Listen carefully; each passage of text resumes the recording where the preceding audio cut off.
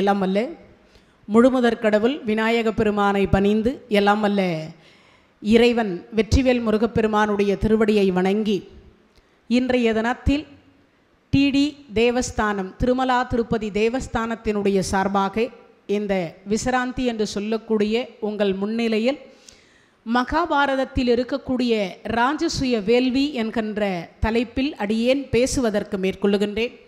இந்த சிறப்பு நிகழ்ச்சியை ஏற்பாடு செய்து கொடுத்த நம்ம திருமலா திருப்பதி தேவஸ்தானத்திற்கு நன்றி கூறி, அதே போல இங்கு அமர்ந்து கொண்டு இந்த உபன்யாசத்தை கேட்டுக்கொண்டிருக்கக்கூடிய அனைத்து அடியார் பெருமக்களினுடைய பாதார விந்தத்தை பணிந்து ராஜசூய வேள்வி என்கின்ற இந்த தலைப்பு இப்பொழுது ஆரம்பமாக இருக்கின்றது. இந்த வேள்வி என்பது யாகம் வளர்த்தால் மழை வரும், நீரின்றி அமையாது உலகு. கடைசி உயிர் பிரிகிற பொழுது கூட முதல்ல நமக்கு தீர்த்தம் அப்படிங்கிறத ஒன்று ஊற்றி தான் நம்மை ஆன்மாவை சாந்தப்படுத்துவது. அப்பேற்பட்ட ஒரு சிறப்புக்கு உரியது நீர். அந்த நீரை மேகத்தினிடத்திலிருந்து பூமிக்கு கொண்டு வந்து தருவது எது அப்படின்னா யாகம். இந்த யாகத்தில் போடக்கூடிய பூர்ணாகுதி என்கின்ற பொருளும் அந்த 108 திரவிய பொருளும் மேகத்தை போய் குளிரச் செய்து பூமிக்கு நீரை தருகிறது. இது தெரிஞ்சு வச்சுக்கணும். ஒரு யாகம் வளர்ப்பதற்கு என்ன காரணம் அப்படின்னா, மேகத்தை எந்த பொருளாகி கொண்டும் குளிர வைக்க முடியாது. மேகம் இங்கே கீழே போடக்கூடிய அந்த திரவிய பொருள்களினுடைய புகை போய் மேகத்தில் பட்ட உடனே அது குளிர்ச்சி அடைஞ்சிரும். அதுக்கப்புறம் கீழே வந்து நமக்கு மழையாக தரும். அப்பேற்பட்ட ஒரு சிறப்புக்குரியது யாகம்.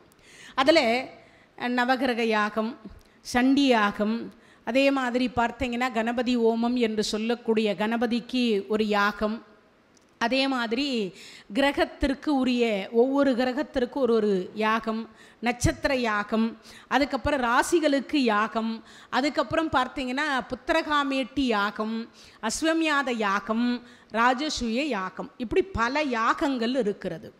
யாகத்திலே பல யாகங்கள் இருக்குது.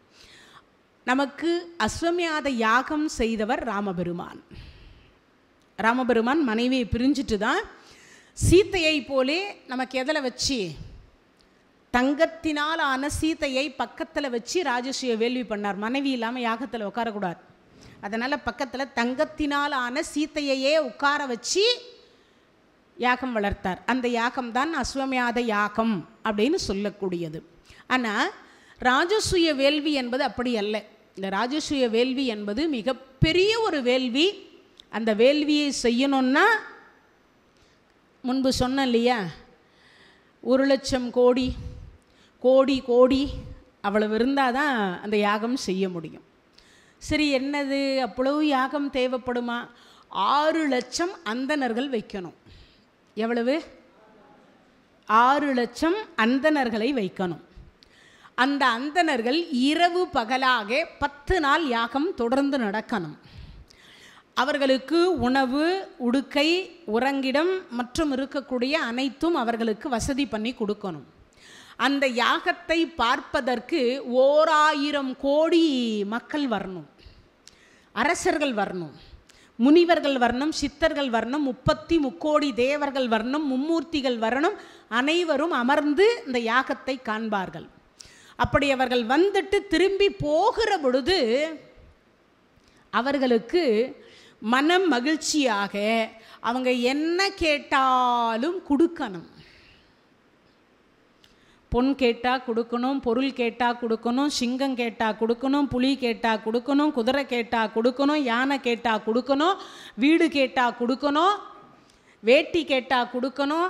என்னென்ன கேட்குறார்களோ அத்தனையும் யாருக்கு தரணும்? அவர்களுக்கு தரணும். இந்த யாகத்துக்கு வந்துட்டு போகிற எல்லாருக்கும் கொடுக்கணும். அப்போ உங்களுக்கு புரிஞ்சிருக்கும்னு நினைக்கிறேன். தான தர்மங்கள் அதிகமாக செய்யணும். அன்னதானம் செய்யணும், ஆடை தானம் செய்யணும், அறிவு தானம் செய்யணும், நிதானமாக இருக்கணும். அது மட்டும் இல்லை, சமாதானமாக போகணும். அங்கே விருப்பு வெறுப்பு இருக்கக்கூடாது. அங்கே யாரும் எதிரி கிடையாது, பகை கிடையாது. இது எல்லாமே இருக்கணும். இப்படி இருந்து ஒரு யாகம் பண்ணணும். சரி, அப்படி ஒரு யாகம் பண்ண முடியுமா? ஒரு கேள்வி. அந்த யாகத்தை தான் நாரத மகரிஷி சொர்க்கத்திலேருந்து வரார். சொர்க்கத்தில் பார்க்கிறார். பார்த்த உடனே எல்லாரும் சௌக்கியமான விசாரிச்சுட்டே வரார். ஒரு மூலையில் ஒருவரை பார்க்கிறார். இந்த ஒரு மூலையில் ஒருத்தரை பார்த்த அடுத்த வினாடி அவரை பார்த்த உடனே நினைக்கிறார், நீங்கள் பூமியை ஆளக்கூடிய தர்மராஜாவினுடைய தந்தை தானே? ஆம். உங்கள் நாமம்? நாரதரே வணக்கம், நான் பாண்டு மகாராஜா. என் சொர்க்கத்தில் ஒரு மூலையில் இருக்கிறீர்கள். நான் நிறைய நல்லது பண்ணல. இப்போ உங்களுக்கு புரிஞ்சிருக்கும்னு நினைக்கிறேன். இந்த பூமியில் நாம் எவ்வளவு நல்லது செய்கிறோமோ, எவ்வளவு நற்சிந்தனையோடு இருக்கிறோமோ, எவ்வளவு செயல்கள் நல்ல செயல்கள் செய்கிறோமோ, அப்போ தான் நமக்கு சொர்க்கம் என்பது கிடைக்கும், இல்லைன்னா கிடைக்காது. அது உங்களுக்கு சொன்ன கொஞ்ச நேரத்துக்கு முன்னாடி, தானத்திலேயே சிறந்தது அன்னதானம், அதை விட 1000 மடங்கு சிறந்தது அறிவு தானம், அறிவு தானத்தை விட 1,00,000 மடங்கு சிறந்தது நிதானம், நிதானத்தை விட 1,00,000 மடங்கு சிறந்தது சமாதானம்.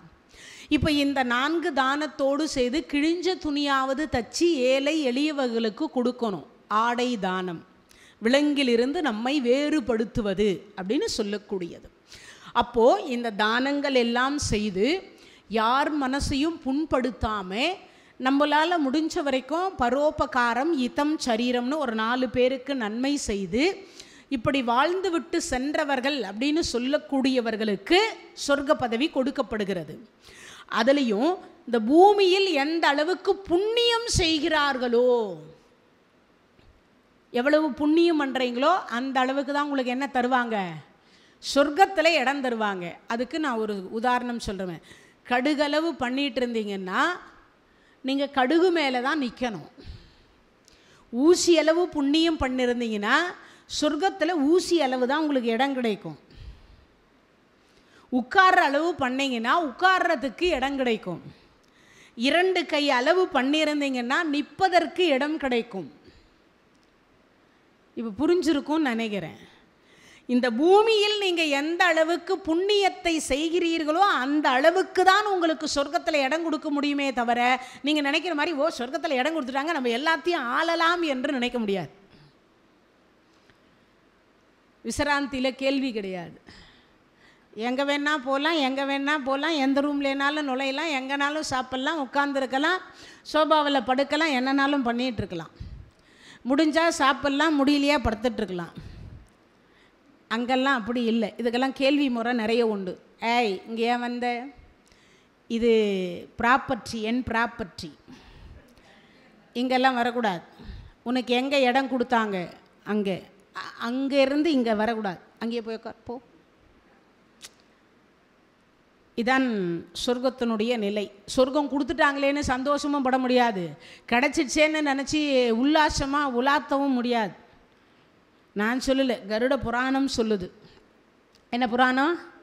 கருட புராணம் சொல்லுது. ஒவ்வொரு மனிதர்களும் கருட புராணம் படித்தோன்னா நம்மலாம் தப்பே பண்ண மாட்டோம். ஆனால் நமக்கு தான் யாரும் சொல்லியும் தரமாட்டேன்றா. சொன்னாலும் நாம் கேட்குறதில்ல, அது வேறு விஷயம்னு வச்சுக்கோங்க. ஏன்னு கேட்டால் காலையில் சாப்பிட்ட டிஃபனே நமக்கு என்னான்னு ஞாபகம் இருக்காது. அப்புறம் சொற்பொழிவில் கேட்கக்கூடிய உபன்யாசத்தில் கேட்கக்கூடியதெல்லாம் ஞாபகம் வச்சுருப்போமா என்ன? ஆமாம், கடவுள் 2 காது கொடுத்துருக்கிறார், இதை கேட்டு இதில் விட்டுடு அப்படின்னு. எதை? நல்லதை. கெட்டதை மட்டும் இங்கே வச்சுருப்பான். சட்டுன்னு மகாபாரதத்தில் யாரை தெரியும்னா பெரும்பாலும் சொல்கிறவங்க எல்லாரும் துரியோதனேம்பா. அப்புறமா தான் தர்மரே கண்ணுக்கு தெரிவார். எடுத்த உடனே சொல்லுங்க பார்ப்போம் தர்மர் தான் அப்படின்னு யாருக்காவது நினைவு வருதானே? வராது, துரியோதனன் தாங்க வருது. ஏன்? கெட்டவன் சட்டுன்னு நினைவுக்கு வரும். ஏன்னு கேட்டால் இது கலியுகம், மாயை, அழியக்கூடிய தருவாயில் நாம் எல்லாம் இருக்கோம். நல்லது சீக்கிரமாக அந்த உள்ள நுழைய மாட்டேங்குது, கெட்டது அப்படிங்கிறதுக்குள்ளே உள்ளே போயிடுது. அதான் விஷயமே, வேறு ஒன்றும் இல்லை. அப்போது நாரத மகரிஷி இப்போ பாண்டுவை பார்த்து ஏன் மூலையில் ஒரு இடத்தில் ஒடுங்கி கிடக்கின்றாயின்னார். நான் நிறைய நல்லது பண்ணலை, தெரிஞ்சு வச்சுக்கோங்க. தர்மராஜாவினுடைய அப்பாவுக்கே இந்த நிலை, நமக்கெல்லாம் என்ன நிலைன்னு யோசிக்கணும். ஏதோ இந்த பூமியில் முடிஞ்சு போச்சு, வந்த வரைக்கும் ஆடுற ஆட்டத்தை ஆடி முடிச்சுட்டு போயிடலான்னெல்லாம் போகக்கூடாது. அதுக்கப்புறமே சிலதெல்லாம் இருக்குது நமக்கு. அப்போனா என்ன அர்த்தம்? ஆன்மாவினுடைய சுகம் தேடணும் எல்லா மனிதர்களும். எப்போ? 60 வயசுக்கு அப்புறமா தேடுங்க. உங்களுக்கெல்லாம் அந்த பாக்கியம் கிடச்சிருக்கு. 60க்கு முன்னாடியே போயிட்டா கிடைக்காது. உங்களுக்கெல்லாம் 60க்கு அப்புறமா இறைவன் கொடுத்துட்டுருக்கார். எதுக்காக?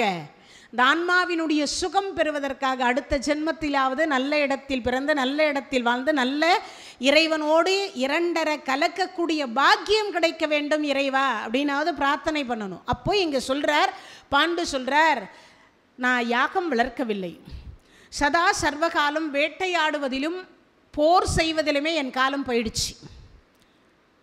அதிகமாக இறைவனை பூஜிப்பதற்கு எனக்கு கொஞ்சம் காலம்தான் கிடச்சிது. உங்களுக்கெல்லாம் இப்போ நிறைய காலம் கொடுத்துருக்கிறார் இறைவன். எதுக்காக?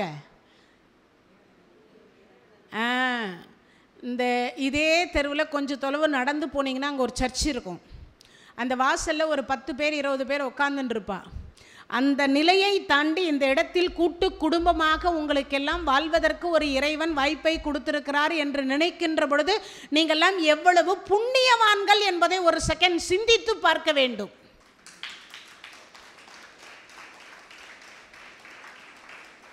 அந்த நடுத்தருவில் நாராயணா என்று உட்கார்ந்திருப்பது புண்ணியமா? இந்த விசிராந்திக்குள்ளர 3 வேளை சாப்பிட்டுட்டு நம்மளே சுயமாக சுதந்திரமாக அமர்ந்து கொண்டிருப்பது சிறப்பான்னு யோசித்து பார்க்கணும்.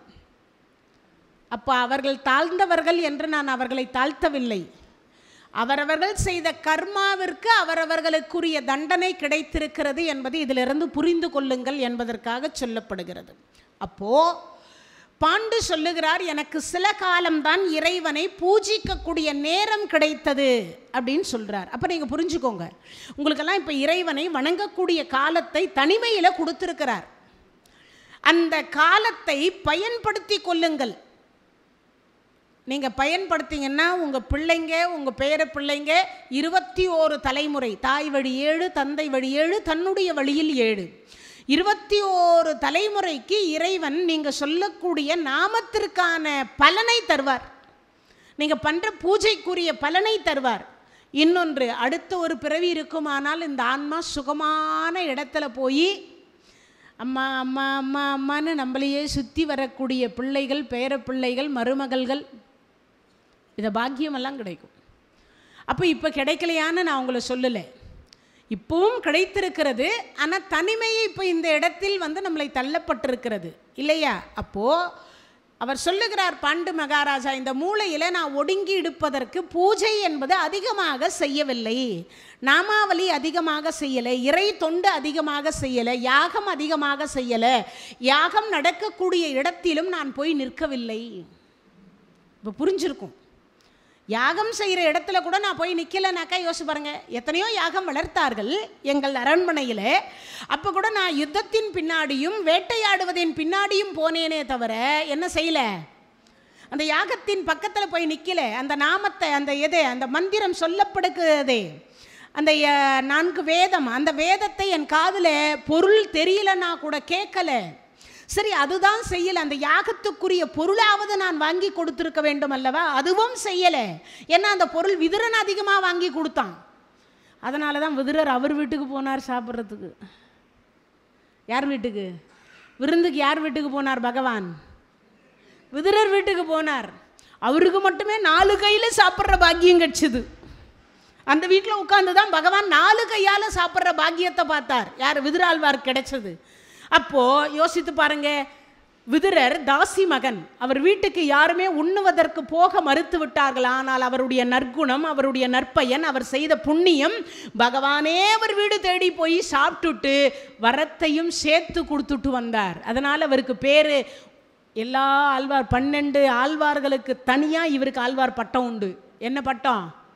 விதுராழ்வார் என்கின்ற பட்டம். இந்த 12 ஆழ்வார்களில் அவர் இருக்க மாட்டார். விதுராழ்வார் இருக்காரா? இல்லை.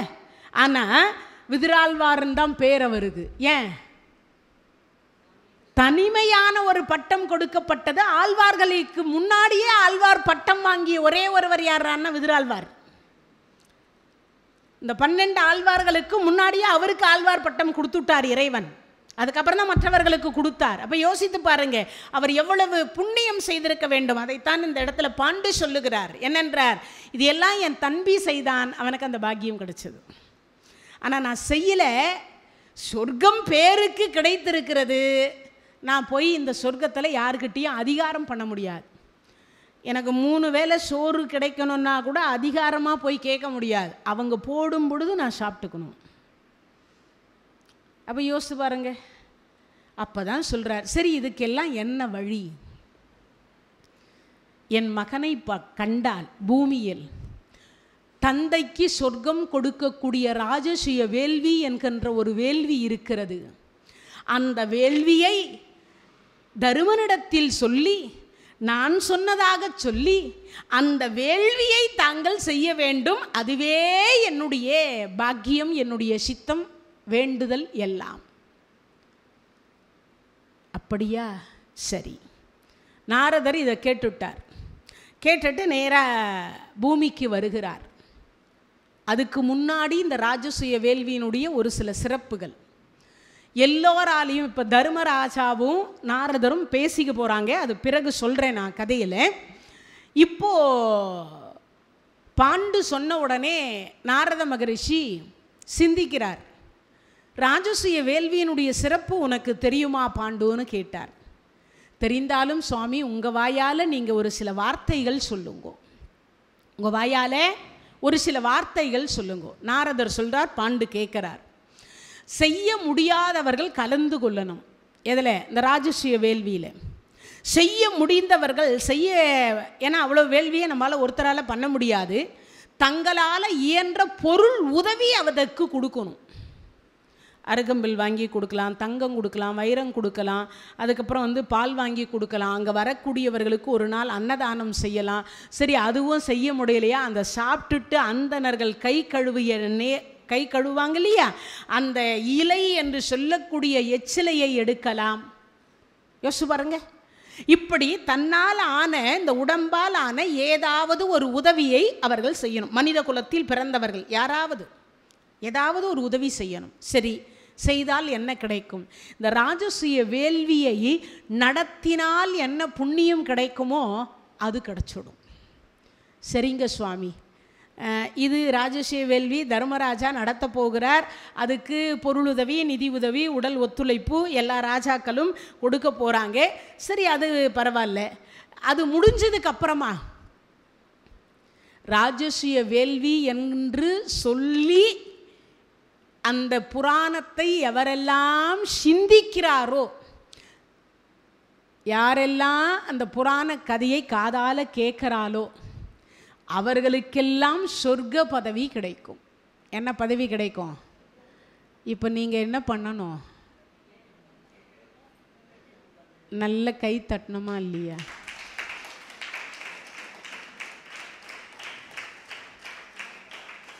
பாரதம் முடிந்து எத்தனை வருஷம் ஆச்சு? 5000 வருஷம் ஆச்சு. நாரதர் 5000 வருஷத்திற்கு முன்னதாகவே இதை சொல்லிட்டார். என்னென்னு? ராஜசூய வேள்வி செய்யக்கூடியதை தர்மராஜா செய்து முடித்து விட்டு சென்றார்.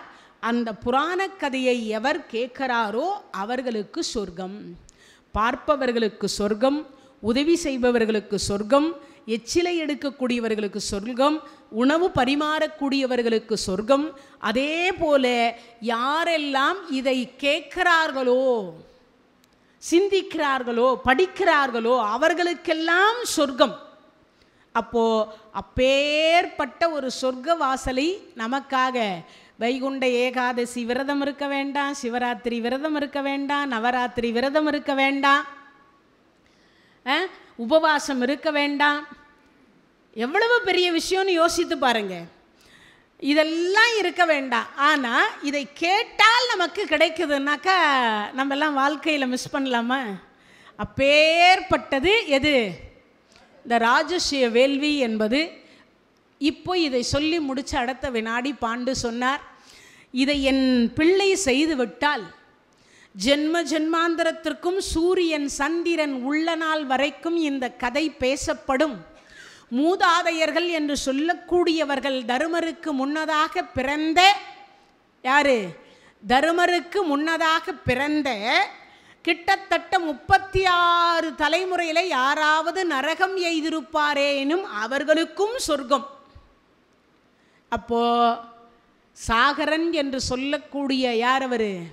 நமக்கெல்லாம் இந்த பூமிக்கு கொண்டு வந்தாரே கங்கை, யார் அவர் கொண்டு வந்தது? பகீரதன். அந்த பகீரதன் பெற்ற பேரு தர்மராஜாவுக்கு கிடைச்சது. கங்கை நமக்கு எப்படி வந்துச்சு? பகீரதன் தவம் செய்ததனால. பகீரதன் தவம் செய்ததனால கிட்டத்தட்ட 19,600 வருஷம் தவம் பண்ணானா. யாரவன்? பகீரதன். அதுக்கப்புறம்தான் சிவபெருமான் தாங்கி பிடிச்சார். ஒரு சில துளிகளை பூமிக்கு விட்டார். ஒரு சில துளி விட்டதுக்கே அவ்வளவு, ஆமாம், தண்ணி இல்லைன்னா நம்ம கதியெல்லாம் மொத்தமாக விட்டுருந்தாருன்னா நம்மெல்லாம் கடலுக்கு நடுவில் தான் வீடு கட்டி வாழ்ந்துட்டுருக்கணும், தண்ணிக்கு மேலே தான் கப்பலில் தான் மிதந்து கொண்டு இருக்கணும். அப்போ இருக்கு இல்லையா? அப்போ அந்த பகீரதன் என்ன புண்ணியம் செய்தானோ அதுபோல தர்மராஜாவும் செய்த அந்த ராஜசூய வேள்வி என்பது அவ்வளவு சிறப்புக்குரியது. இதை உள்ளன்போடு ஒருநிலை சிந்தித்து தன்னுடைய மெய், வாய், மூக்கு, கண், செவி, உடம்பு என்கின்ற அனைத்து ஐம்புலன்களையும் அடக்கி, மனதை அடக்கி, எக்காரணத்தை கொண்டும் இப்பொழுது இந்த இடத்தில் ராஜசூய வேள்வி நடந்ததாக மனதில் தியானித்து கொண்டு பயத்தோடும் பக்தியோடும் இதை கேட்கணுமா? எப்படி கேட்கணும்? பயத்தோடும் பக்தியோடும் கேட்கணும். நம்மள யாராவது நம் மூதாதையர்கள் நரகம் எய்திருந்தாலும் இன்னைக்கு அவங்க சொர்க்கம் போவாங்க. நீங்கள் கேட்கறதுனால உங்களுக்கும் இந்த ஆன்மா பிரிந்து என்ன இது பகவானுடைய திருப்பதம் என்று சொல்லக்கூடிய அந்த சொர்க்கவாசல் பதம் அடைவதற்கான ஒரு அரிய பெரிய வாய்ப்பு அப்படிங்கிறது நம்மளுடைய டிடி தேவஸ்தானத்தின் சார்பாகவும் விசிராந்தி சார்பாகவும் உங்களுக்கு எல்லாம் கிடைச்சிருக்கு. எங்கேயோ இருந்திருந்தீங்கன்னா இதெல்லாம் பாக்கியம் கிடைக்காது இல்லையா? இந்த பாக்கியம் அரிய பெரிய ஒரு பாக்கியம். அந்த பாக்கியத்தை அனுபவிக்கணும். அப்பேற்பட்ட ஒரு சிறப்பு. இப்போ நாரதர் நேர தர்மராஜாவினுடைய இந்திரபிரஸ்தத்துக்கு போகிறார். போன உடனே அவர் நாத கீதங்கள் அவரை வரவேற்பு கொடுத்தாங்க. அப்படி வரவேற்பு கொடுத்த உடனே அவர் சொன்னார், சுவாமி வாருங்கன்னு சொல்லி தர்மருக்கு பக்கத்தில் சிம்மாசனத்தில் உட்கார வச்சார் நாரத மகரிஷியை. பாத பூஜை பண்ணுறாங்க. பாண்டவர்கள் திரௌபதியோடு சேர்த்து பாத பூஜை பண்ணுறாங்க. பாத பூஜை முடிந்த உடனே நாரத மகரிஷி எல்லோரும் நலமா ஒரு வார்த்தை கேட்டார். அனைவரும் நலம் சுவாமி. தர்மா, மக்களுக்கு ஏதாவது குறை வைத்திருக்கிறாயா? என்னால் இயன்ற வரைக்கும் எக்குறையும் வைக்கலை. ரோடு இல்லை, லைட்டு இல்லை, தண்ணி இல்லை, பஸ்ஸு வசதி இல்லை, அப்புறமா பார்த்திங்கன்னா அரிசி இல்லை, பருப்பு இல்லை, உப்பு இல்லை, மிளகாய் இல்லை, புளி இல்லை, நோய் வந்திருக்கு. இதெல்லாம் இல்லாமல் ஒரு ராஜா ஆட்சி பண்ணணுமா? அதுதான் தர்மராஜா ஆட்சி. மகாபாரத யுத்தம் நடந்தது. யுத்தம் கழித்து துரியோதனன் போன பிறகு தர்மராஜா 36 வருஷம் ஆட்சி பண்ணார். கதையே கிடையாது. எத்தனை வருஷம்? 36 வருஷம் கதையே கிடையாது. ஒரு கதையும் கிடையாது. ஏன்னு என்னைக்காவது கேட்டிருப்போமா? இல்லை சிந்திச்சிருப்போமா? ஏன் இல்லை? கதை இல்லை. இல்லை என்று சொல்லக்கூடிய வார்த்தைக்கு இடமில்லாமல் தர்மராஜா ஆட்சி பண்ணதனாலே அந்த நடுவில் கதையே கிடையாது. இல்லைன்னு சொல்லக்கூடிய வார்த்தைக்கே இடம் கிடையாது. என்ன இல்லை? அது இல்லை, இது இல்லை, அதை பண்ணல, இதை பண்ணல, எதுவுமே கிடையாது. அதுக்கப்புறம் என்னது? நோய் இருக்கா? இல்லை. ஹாஸ்பிட்டல் இருக்கா? இல்லை. எதுவுமே இல்லை. அப்போது யோசித்து பாருங்கள். வெறும் தினமும் எழுவாங்க, குளிப்பாங்க, பூஜை பண்ணுவாங்க, அவரவர்கள் வேலையை அவரவர்கள் செய்வாங்க. உணவு இல்லை, உணவுக்கு பஞ்சம் கிடையாது. யாரும் நோய் இறக்கவில்லை. யாரும் அதாவது பார்த்தீங்கன்னா இப்போ சொல்கிறோமே, பிபி இருக்குது, ப்ரெஷர் இருக்குது, சுகர் இருக்குது, அப்புறம் என்னென்னமோ வியாதி இருக்குது, அதெல்லாம் எதுவும் கிடையாது. அவரவர்கள் விதி வந்தால் இறைவன் அழைத்தது, இறைவனுடைய திருப்பதம். இந்த 36 வருஷம் இறந்தவர்கள் அத்தனை பேருக்குமே சொர்க்கம் கிடைத்தது, கைலாயம் கிடைத்தது. யோசிச்சு பாருங்க. அப்போ அவருடைய ஆட்சி எப்படி இருந்திருக்க வேண்டும்னு சிந்திக்கணும். அந்த மாதிரி இப்போ ஆட்சி பண்ணிட்டு இருக்கார். ஆனால் நாரதர் இந்த கேள்வியை கேட்குறாரு. ஏன் கேட்குறாரு அந்த கேள்வியன்னா, தர்மருடைய மனசில் ஏதாவது ஒரு கேள்வி இருக்கும் அல்லவா, இல்லை என்னுடைய ஆட்சியில் ஏதாவது குறை இருக்குன்னு யாராவது ஒருவேளை நாரதர்கிட்ட சொல்லியிருப்பாங்களோ அப்படின்னு அவருக்கு ஒரு எண்ணம். அதனால் சொல்கிறார், அப்படி எதுவும் இல்லை என்று நான் நினைக்கின்றேன் அப்படின்னார். சரி, அப்படியானால் இதுதான் நல்ல தருணம் தர்மரே, இது நல்ல தருணம். உங்கள் தந்தையை நான் சொர்க்கத்தில் கண்டேன்னார். சொன்ன அடுத்த வினாடி சாஸ்தாங்கமாக 5 பிள்ளைங்களும் எழுந்து காலில் விழுந்தாங்க. சுவாமி, எங்கள் அப்பாவை பார்த்துட்டு வந்தேன்னு சொன்னீங்களே, அவர் நன்றாக இருக்கிறாரா? நமக்கெல்லாம் அப்படி எதுவும் ஒரு தூதர் கிடைக்கல. உண்மைதானே? நாரத மகரிஷி போன்று நமக்கெல்லாம் ஒரு தூதர் கிடைத்திருந்தால் நம் தாயோ தந்தையோ தகப்பனோ அல்லது இருக்கக்கூடிய சகோதரரோ சகோதரியோ இல்லது கணவரோ யாரோ ஒருவரை நாம் பார்த்தீங்களா சுவாமின்னு கேட்டு அந்த காலத்தில் லெட்ரு போட்டு விசாரிப்பது போல அவரை வச்சியாவது விசாரிச்சுக்கலாம். உண்டா இல்லையா? ஆனால் அந்த பாக்கியமெல்லாம் நம்ம செய்யலை. தர்மராஜா காலத்தோடவே முடிஞ்சு போச்சு இதெல்லாம். ஏன்னா நாம தான் தர்மம் மாதிரியே வாழலையே. காடும் நாடும் ஒன்றாக பார்த்தவர் தர்மராஜா. யோசிச்சு பாருங்க, காடும் நாடும் ஒன்றாக பார்த்தவர் தர்மராஜா. பொன்னை இழந்தார், பொருளை இழந்தார், நாட்டை இழந்தார், நகரத்தை இழந்தார், செல்வத்தை இழந்தார், யானையை இழந்தார், குதிரையை இழந்தார், பட்டத்தை இழந்தார், போக மாதர்களை இழந்தார், அங்கிருக்கக்கூடிய செல்வ கிடங்குகள் அனைத்தையும் இழந்தார், தம்பியை இழந்தார், தன்னை இழந்தார், மனைவியையும் வச்சு இழந்தார். அப்பையும் கலங்கலை, அழலை. வந்துச்சு போச்சு, எப்படியோ வந்துச்சு எப்படியோ போச்சு. பிறக்கும் பொழுது எண்ணத்தை கொண்டு வந்தோம், இல்லை போகும்போது தான் எண்ணத்தை கொண்டு போக போகிறோம். இடைநடுவே வருவது தானே இது எல்லாம். இதில் என்ன இருக்குது பெருசு? காடு என்ன, நாடு என்ன? இறைவன் கொடுத்தார், அனுபவித்தேன். இறைவன் கொடுக்கல, அனுபவிக்கலை, எடுத்துக்கிட்டார், அவ்வளவுதான், முடிஞ்சு போச்சு. இன்னொன்று, அந்த துரியோதனன் வேறு யாரும் இல்லையே, என் தம்பி தானே. நான் அனுபவிச்சா என்ன, என் தம்பி அனுபவிச்சா என்ன? நாமெல்லாம் நம்ம கூட பிறந்தவங்களே ஏதாவது ₹1 எக்ஸ்ட்ரா போச்சுனாவே அவளை பெத்த மாதிரி தானே என்னையும். சண்டை எவ்வளவு போடுறோம், உண்டா இல்லையா? ஒரே ஃப்ளாட்டில் ஒரு 3 பேர் எங்கள் ஏற்று வீட்டில் கொடுத்தனும் இருக்கான். இந்த அம்மா துணி காய போட்டு வந்துடுவாங்க, அந்த அம்மா எல்லாத்தையும் தூக்கி போட்டு திருப்பி போய் போடுவான். அதை விட இன்னொரு பெரிய விஷயம் என்னென்னா, கிளிப்பெல்லாம் தூக்கி பக்கத்து வீட்டில் போட்டுருவான். அதை விட பெரிய விஷயம் என்னென்னா, சில நேரத்தில் துணியெல்லாம் தூக்கிட்டு போயிட்டு எங்கேயாவது தூக்கி விசிறடிச்சிடுறான். இதில் அப்போது இவர்களெல்லாம் எப்படி தர்மராஜா ஆட்சிக்கு உட்பட்டவர்கள் சொல்லுங்க பார்ப்போம். மனமே சுத்தமாக இல்லை. சரி, அது காயிற வரைக்கும் வெயிட் பண்ணுங்க. இல்லையா, காஞ்சிட்டு இருந்தால் அம்மா நீ உன் துணியை எடுத்துக்கோ, நான் போடுறேன்னு சொல்லுங்க. இல்லை, அடுத்த கொடி கட்டுவதற்கு இடம் இருந்தால் ஒரு இடத்துல கொடியை கட்டி கொடுங்கன்னு சொல்லி போடுங்க. இல்லை, அதுவும் வசதி இல்லையா, சரி இன்றைக்கி அவர்கள் துவைத்திருக்கிறார்கள், நாளைக்கு நம்ம துவைச்சு எங்கே போயிட போகிறோம்? ஒரு புடவையை தவிர மற்ற புடவை இல்லையா, இல்லை ஒரு வேட்டியை தவிர மற்ற மாற்று வேட்டி இல்லையா? யோசிச்சு பாருங்கள். இன்றைக்கி எல்லாரும் ஒரு பீரோ வச்சுன்னு இருக்கோம். அதில் எத்தனை இருக்குன்னே தெரில. ஒரு அம்மா டிவியில் பேட்டி கொடுக்குறா, நான் கட்டாத புடவையை 5000 வச்சுருக்கேன் புதுசேன்றா. எவ்வளவு? அதுக்கே ஒரு ஃப்ளாட் வாங்கி அந்த ஃப்ளாட்டில் அடுக்கி வச்சுருக்காளாம். அதை வேற பெருமையாக வேற பேட்டி கொடுக்குறா. 5000 புடவை இருக்கான், அது ஒரு ஃப்ளாட்டில் இருக்கான். யாரோ தெரியலம்மா, நான் பார்க்குறதோடு சரி, அதெல்லாம் பேரெல்லாம் ஞாபகம் வச்சுக்கிறதுல. பரோபகாரம் இதம் சரீரம், நான் எல்லாம் கட்டி முடிச்சுட்டு வேண்டான்னு இருந்தால் நான் யாருக்காவது தூக்கி கொடுத்துருவேன். அது யார் எவர், வயசானவர் வயோதிகர், அது இது எனக்கு தெரிஞ்சவங்க தெரியாதவங்க அறிஞ்சவங்க அறியாதவங்கன்னெல்லாம் கிடையாது. அம்மா இல்லைன்னா நான் தூக்கி இருந்தால் 4 வச்சுக்கோன்னு கொடுத்துருவேன். என்னுடைய பழக்கம் அதுதான். அது புதுசாக பழசா அதெல்லாம் பார்க்க மாட்டேன். என் கைக்கு அந்த நேரத்துக்கு எது வருதோ அதை தூக்கி கையில் கொடுத்துருவேன்.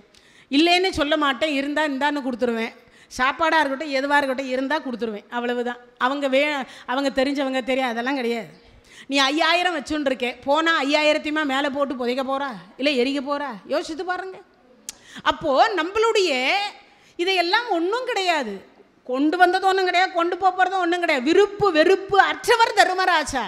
அதனால தான் இன்னைக்கும் அந்த தர்மராஜாவை பேசினால் மட்டுமே 4 துளி என்று சொல்லக்கூடிய மழை, நல்ல மழை பெய்வது என்றால் அது தர்மராஜா என்கின்ற நாமத்திற்காக பெய்து கொண்டிருக்கிறது. இல்லைன்னா நமக்கெல்லாம் மழை கிடையாது. எங்கேயோ யாரோ ஒருவர் ராமநாமத்தையும் தர்மராஜாவினுடைய புண்ணியத்தையும் பேசி கொண்டிருக்கிறதுனால தான் இன்னைக்கும் நமக்கு ஒரு துளி மழையாவது கீழே பூமியிலே பெய்வதற்கு காரணம் தர்மராஜா. அப்பேற்பட்ட தர்மராஜா இங்கு சொல்றார். நாரத மகரிஷி சொன்ன உடனே உங்க அப்பாவை நான் பார்த்தேன்னார். சாஷ்டாங்கமா எழுந்து, நாம் அந்த பார்த்தீங்களா, அந்த பாவி என்னை இங்கே வச்சுட்டு போனதுனால தான் நான் இப்படி சீரழிஞ்சுட்டு கிடக்கிறேன். உண்மையா இல்லையா? அந்தால் நிம்மதியாக போய் சேர்ந்துட்டார். நான் படுற பாடு எனக்கு தானே தெரியும், நான் படுற பாடு எனக்கு தானே தெரியும் அப்படின்னு சொல்லுவோம். ஆனால் தந்தை 1 ரூபாய் வைத்து விட்டு போனாரோ இல்லை தந்தை என்கின்ற இனிஷியலை கொடுத்துட்டு போனாரோ, ஆக மொத்தத்தில் அவர் இந்த ஜென்மத்திற்கு அவர்தான் தந்தை. உடனே தர்மராஜா சாஷ்டாங்கமா நாரதர் காலில் விழுந்தார். விழுந்து சொன்னார், என் தந்தை என்ன சொன்னார்னார். நாம அந்த ராஜஸ்ரீ வேள்வி, ஆமாம் அந்தாள் சேர்த்து வச்சுட்டு போய்கிறார் 1 கோடி. தெருக்கோடியில் விட்டுட்டு போனார். அந்தாளுக்கு வேள்வி வேற கேட்குதா? அந்தால ஏன் சொர்க்கத்தில் பார்த்தீங்க, அங்கே யாராவது இருந்தால் தூக்கிட்டு போய் நரகத்தில் போட சொல்ல வேண்டியது தானே. ஏன்னா இன்றைக்கி இருக்கிற பிள்ளைங்க அப்படி தான் சொல்கிறாங்க. உன்னை நானாக பெற்றுக்க சொன்னேன். ஒரு ஃப்ரெண்டு, அந்த ஃப்ரெண்டுக்கு பசங்க 2 பசங்க. 17 வருஷம் கழித்து ஒரு பெண் குழந்தை பிறந்தது. முதல் பையன் அவன் காலேஜ் ஃபஸ்ட் இயர் போகிறான். 2ஆவதாக பார்த்தீங்கன்னா ஒரு பெண் குழந்தை பிறந்தது. 17 வருஷம் கழித்து பிறந்தது. அதுக்கு வயசு இப்போ தான் 4 ஆகுது. அவன் அந்த அம்மா பெரியவன், விட்டு கொடுத்து போமா, கொஞ்சம் அண்ணாவுக்கு கொடுமான்னா அந்த 4 வயசு குட்டி சொல்லுது. என்ன சொல்லுது? நானா உன்னை அவங்கள முதல்ல பெற்றுக்க சொன்னேன், நீ முதல்ல என்னை பெற்றுக்க வேண்டியது தானே. எதை எடுத்தாலும் விட்டு கொடுத்து போன்ற 17 வருஷத்துக்கு அப்புறமா தாம்மா நீ பிறந்த, அண்ணாதாம்மா மூத்தவர், அண்ணாதான் மூத்தவர்னா நீ 17 வருஷத்துக்கு முன்னாடி நீ என்ன முதல்ல பெற்றிருக்க வேண்டியதானே, அவனை ஏன் பெற்றுக்கிட்ட? அப்போ அவன் எனக்கு விட்டு கொடுத்து போயிருப்பான்ல அப்படின்னு அந்த 4 வயசு குட்டி கேட்குது. நான் சொன்னேன், கடவுளே நேரில் கேட்டால் கூட இப்படி ஒரு கேள்வி கேட்க மாட்டாது. அப்போ தான் சொன்னேன், ஆத்தா இதுதான் அடி ஆத்தா அப்படின்னு. இப்படிக்கு இயற்கையாகவே ஆண்டவன் நிறைய வச்சுட்டான் போல இருக்கண்ணா. சும்மா இருங்க பாட்டி அப்படின்னுச்சு. சரி நான் சும்மா தாண்டி இருக்கேன். ஒன்றும் இல்லை, அது ஒரு சாக்லேட், அதை ஒரு பாதி கொடு அப்படின்னா 4 சாக்லேட்டையும் வாங்கி வச்சு நான் சொல்கிறேன். நான் பெற்றுக்க சொன்னேன் 17 வருஷத்துக்கு முன்னாடி, நீ முதல்ல என்னை பெற்றுட்டு அதுக்கப்புறம் அவனை பெற்றிருக்க வேண்டியது தானே. 4 வயசு கேட்குது. நான் ஆடி போயிட்டேன். 4 வயசுக்கே இந்த வாய் ஆடுதே, அதனால தான் கலியுகத்தில் எல்லா பூகம்பமும் வருது போல இருக்குன்னு இல்லையா. பெத்த தாய் தந்தையரை பார்த்து 4 வயசு பெண் குழந்தை கேட்குறா அந்த வார்த்தையை. நீங்கள் யோசிச்சு பாருங்க, விட்டு கொடுக்க மாட்டேன்றா. ஆனால் இப்போ இருக்கக்கூடிய தர்மராஜா காலில் விழுந்தார். சாஷ்டாங்கமாக காலில் விழுந்து கேட்டார், என் தந்தை என்ன சொன்னார்? அவர் சொன்னார், ராஜசூய வேள்வி என்று சொல்லக்கூடிய பெரும் வேள்வி, அந்த வேள்வியை அவர் செய்ய சொன்னார் அப்படின்னார். சரிங்க சுவாமி, நான் செய்கிறேன். அப்பா, உன்னிடத்தில் இருக்கக்கூடிய செல்வத்தை வச்சு எல்லாம் செய்ய முடியாது. அதனுடைய தாத்பரியம் என்ன? ஏன்னா வேள்விக்கு ஒரு தாத்பரியம் இருக்கும். ஒரு வேள்விக்கு ஒரு மந்திரம், ஒரு வேள்விக்கு இவ்வளவு பேர் அப்படின்னு இருக்குது. புத்திரகாமேட்டி யாகம்னா கிட்டத்தட்ட இப்போ இந்த சூழ்நிலையில் ஒரு 100 கோடி ரூபாய் தேவைப்படும்னு வச்சுக்கோங்க. எதுக்கு? புத்திரகாமேட்டி யாகம் ஒரு 100 கோடி, ஒரு 200 கோடி தேவைப்படும். புத்திரகாமேட்டி ஒரு குழந்தை இல்லைன்னா புத்திரகாமேட்டி யாகம் செய்வதற்கு. அதுவே ராஜசூய வேள்வி செய்வதாக இருந்தால் அதிகம். அதுவே ஒரு அஸ்வமேத யாகம் செய்வதாக இருந்தால் இன்னும் அதிகம். இந்த மாதிரி ஒவ்வொன்றுத்துக்கும் ஒரு அளவு இருக்குது. இப்போ இவர் சொல்கிறார் 6 லட்சம் அந்தணர்கள் இருக்கணும். எவ்வளவு? 6 லட்சம். அது மட்டும் இல்லை, அவர்கள் உண்ணக்கூடிய ஒவ்வொரு பொருளும் நெய்யில் தான் சமைச்சிருக்கணும், வேறு பொருளில் சமைச்சிருக்கக்கூடாது. அவங்க சாப்பிட்டுட்டு கை கழுவிய இடத்துல காவேரி நெய் ஆறு ஓடணும். சாப்பிட்டுட்டு கை கழுவிய இடத்திலேயே காவேரி நெய் ஆறு ஓடுச்சுன்னா அப்ப அந்த வேள்வி எவ்வளவு இருக்கும் என்று யோசிக்கணும். அந்தணர்கள் இரவு பகலா சாப்பிட்டுட்டு கை கழுவுனாங்களே, அந்த இடத்துல காவேரி நெய் ஆறு ஓடியது. இது நான் பொய் சொல்லல, எங்கள் குருநாதர் திருமுருக கிருபானந்த வாரியார் சுவாமிகள் சொல்றார். சாப்பிட்டுட்டு கை கழுவிய இடத்துல நெய் ஆறு ஓடிச்சுன்னா யோசிச்சு பாருங்க எப்படி இருக்கணும் அந்த வேள்வி என்பது. அது மட்டும் இல்லை, இப்பவும் திரௌபதி அம்மன் கோயிலில் தங்களால் முடிந்த வரைக்கும் இந்த யாகத்தை செய்கிறார்கள் ஒரு சில கோயில்களில். அப்படி அதாவது என்னென்னு கேட்டால், இந்த வேள்வி என்பது சாதாரணமாக இப்போ ஏன்னா அவ்வளவு பொருள் செலவு பண்ணி நம்மளால் பண்ண முடியாதுன்றதுனால எல்லா திரவிய பொருள்களும் உங்களை மாதிரி இப்போ வந்து அங்கே சொற்பொழிவுக்கு வர்றாங்க இல்லையா, அந்த மகாபாரதம் நடந்து கொண்டு இருக்கிற பொழுது அவங்க கையாலேயே அந்த 108 திரவிய பொருள் வாங்கின்னு வந்துட்டு சொல்லுவோம். ஒரு லிட்டர் நெய் வாங்கின்னு வந்து கொடுப்பாங்க. இல்லைன்னா சில பேர் வசதி இருக்கிறவங்க டீனாக வாங்கின்னு வந்து கொடுப்பாங்க. கிட்டத்தட்ட 2 மணிக்கு பாரதம் ஆரம்பிச்சோன்னா 6-6:30 மணி வரைக்கும் 4 மணி நேரம் அந்தணர்களை வைத்து வேத மந்திரங்கள் சொல்ல சொல்ல சொல்ல சொல்ல அங்கு வந்து கொண்டிருக்கக்கூடியவர்கள் திருக்கரத்தினாலேயே அந்த திரவிய பொருள்கள் அந்த யாக குண்டத்தில் போடப்படும். அந்த போடுகிற பொழுது இறந்தவர்கள் பெயரை சொல்லி போடணும். இது இன்னைக்கு வரைக்கும் கிட்டத்தட்ட எனக்கு ஒரு 28 வருஷம் சர்வீஸ். நான் 28 வருஷமாக அந்த யாக வேள்வியை நடத்தின்னு இருக்கேன், செய்ய முடிந்த இடத்தில் மட்டும். இது எதுக்கு சொல்கிறேன்னா, அவ்வளவு பொருள் செலவுகள் செய்யப்படுகிறது. இந்த வேள்வியில் கலந்து கொள்ளக்கூடியவர்களுக்கு குழந்தை இல்லைன்னா குழந்தை பாக்கியம் கிடைக்கும், கல்யாணம் ஆகலைன்னா கல்யாண பாக்கியம் கிடைக்கும், கல்யாணம் ஆகலைன்னா கல்யாண பாக்கியம் கிடைக்கும், முக்தி கிடைக்கும், தன்னுடைய மூதாதையர்கள் சொர்க்கம் போவாங்க, சொர்க்கத்தில் உலா வருவார்கள், இந்திரனுடைய பதவி கிடைக்கும், அதுக்கப்புறமா திருமாலுடைய பக்கத்தில் உட்காரக்கூடிய பதவி கிடைக்கும், பிரம்மலோகத்தில் உட்காரக்கூடிய பதவி கிடைக்கும், வருணலோகத்தில் பக்கத்தில் உட்கார்ற பாக்கியம் கிடைக்கும், சூரிய சந்திரனுடைய உலகத்திற்கு போய் நேரடியாக சூரிய சந்திரர்களை வணங்கக்கூடிய பாக்கியம் கிடைக்கும். இதெல்லாம் வந்து ராஜசேவை வேள்வி செய்தால் கிடைக்கும். இது எல்லாமே கிடைக்கும். அதனால் இப்போ அவர் சொல்லுகிறார், 6 லட்சம் அந்தணர்களை வைத்து நீ யாகம் வளர்க்க வேண்டும், அவர்களுக்கு உணவு என்பது வந்து நெய்யில தான் சமைக்க வேண்டும், அதே மாதிரி வரக்கூடிய அத்தனை பேரையும் வரவேற்பு கொடுக்கணும், அவர்களுக்கு தாம்பூலம் கொடுக்கணும், அவர்களுக்கு இருக்க இடம் கொடுத்து உண்ண உணவு கொடுத்து அவர்களுக்கு எல்லா வசதியும் பண்ணி கொடுக்கணும். இந்த பூமியில் இருக்கக்கூடிய சித்தர்கள் ஞானிகள் யோகிகள் அனைவரும் இந்த யாகத்தில் கலந்து கொள்ளணும். 33 கோடி தேவர்களுக்கு அழைப்பு கொடுக்கணும். யாருக்கு? தேவலோகத்துக்கு அழைப்பு கொடுக்கணும். அவர்களும் வந்து இங்கே இந்த யாகத்தில் பங்கு பெறணும். சரி, அதற்கு நீ முதல்ல திக் விஜயம் செய்யணும். என்ன செய்யணும்? திக் விஜயம் செய்யணும். அப்படின்னா என்னன்னு தெரியுதா?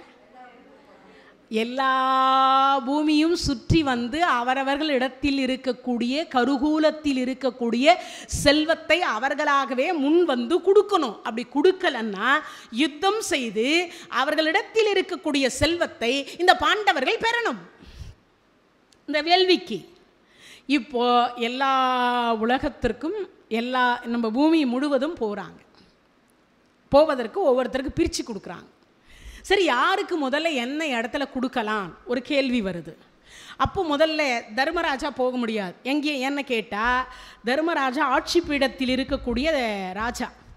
ஆனால் இவங்க தம்பிமார்கள் 4 பேர் போகலாம், தம்பி பிள்ளைகள் போகலாம். ஆனால் மற்றவர்கள் தர்மராஜாவோ திரௌபதியோ அந்த எல்லையை விட்டு தாண்டக்கூடாது. என்னன்னு சொல்லுவாங்க தெரியுமா? இந்த சாட் அப்படின்னு ஒன்று வைப்பாங்க யாகத்துக்குரிய, அதாவது நம்ம திருவிழா சாட் அப்படின்னு சொல்லுவாங்க. அதுக்கு கப்பம் கட்டிட்டாங்க, காப்பு கட்டிட்டாங்க, அதுக்கப்புறம் இந்த எல்லையை விட்டு யாரும் தாண்டக்கூடாதுன்னு அது மாதிரி இந்த யாகத்துக்கு உரியதில் இவங்களுக்கு காப்பு கட்டிட்டாங்கன்னா இவங்க தாண்டக்கூடாது. இப்போ இவர்களுக்கு காப்பு கட்ட போகிறாங்க, கட்டியாச்சு. இப்போ தர்மராஜா திரௌபதி அம்மா வெளியில் போக முடியாது, மற்றவர்கள் வெளியில் போகலாம். முதல்ல சொன்னார், யார் யாருக்கு அழைப்பு விடுக்கலாம் அப்படின்னு விடுக்கிறாங்க.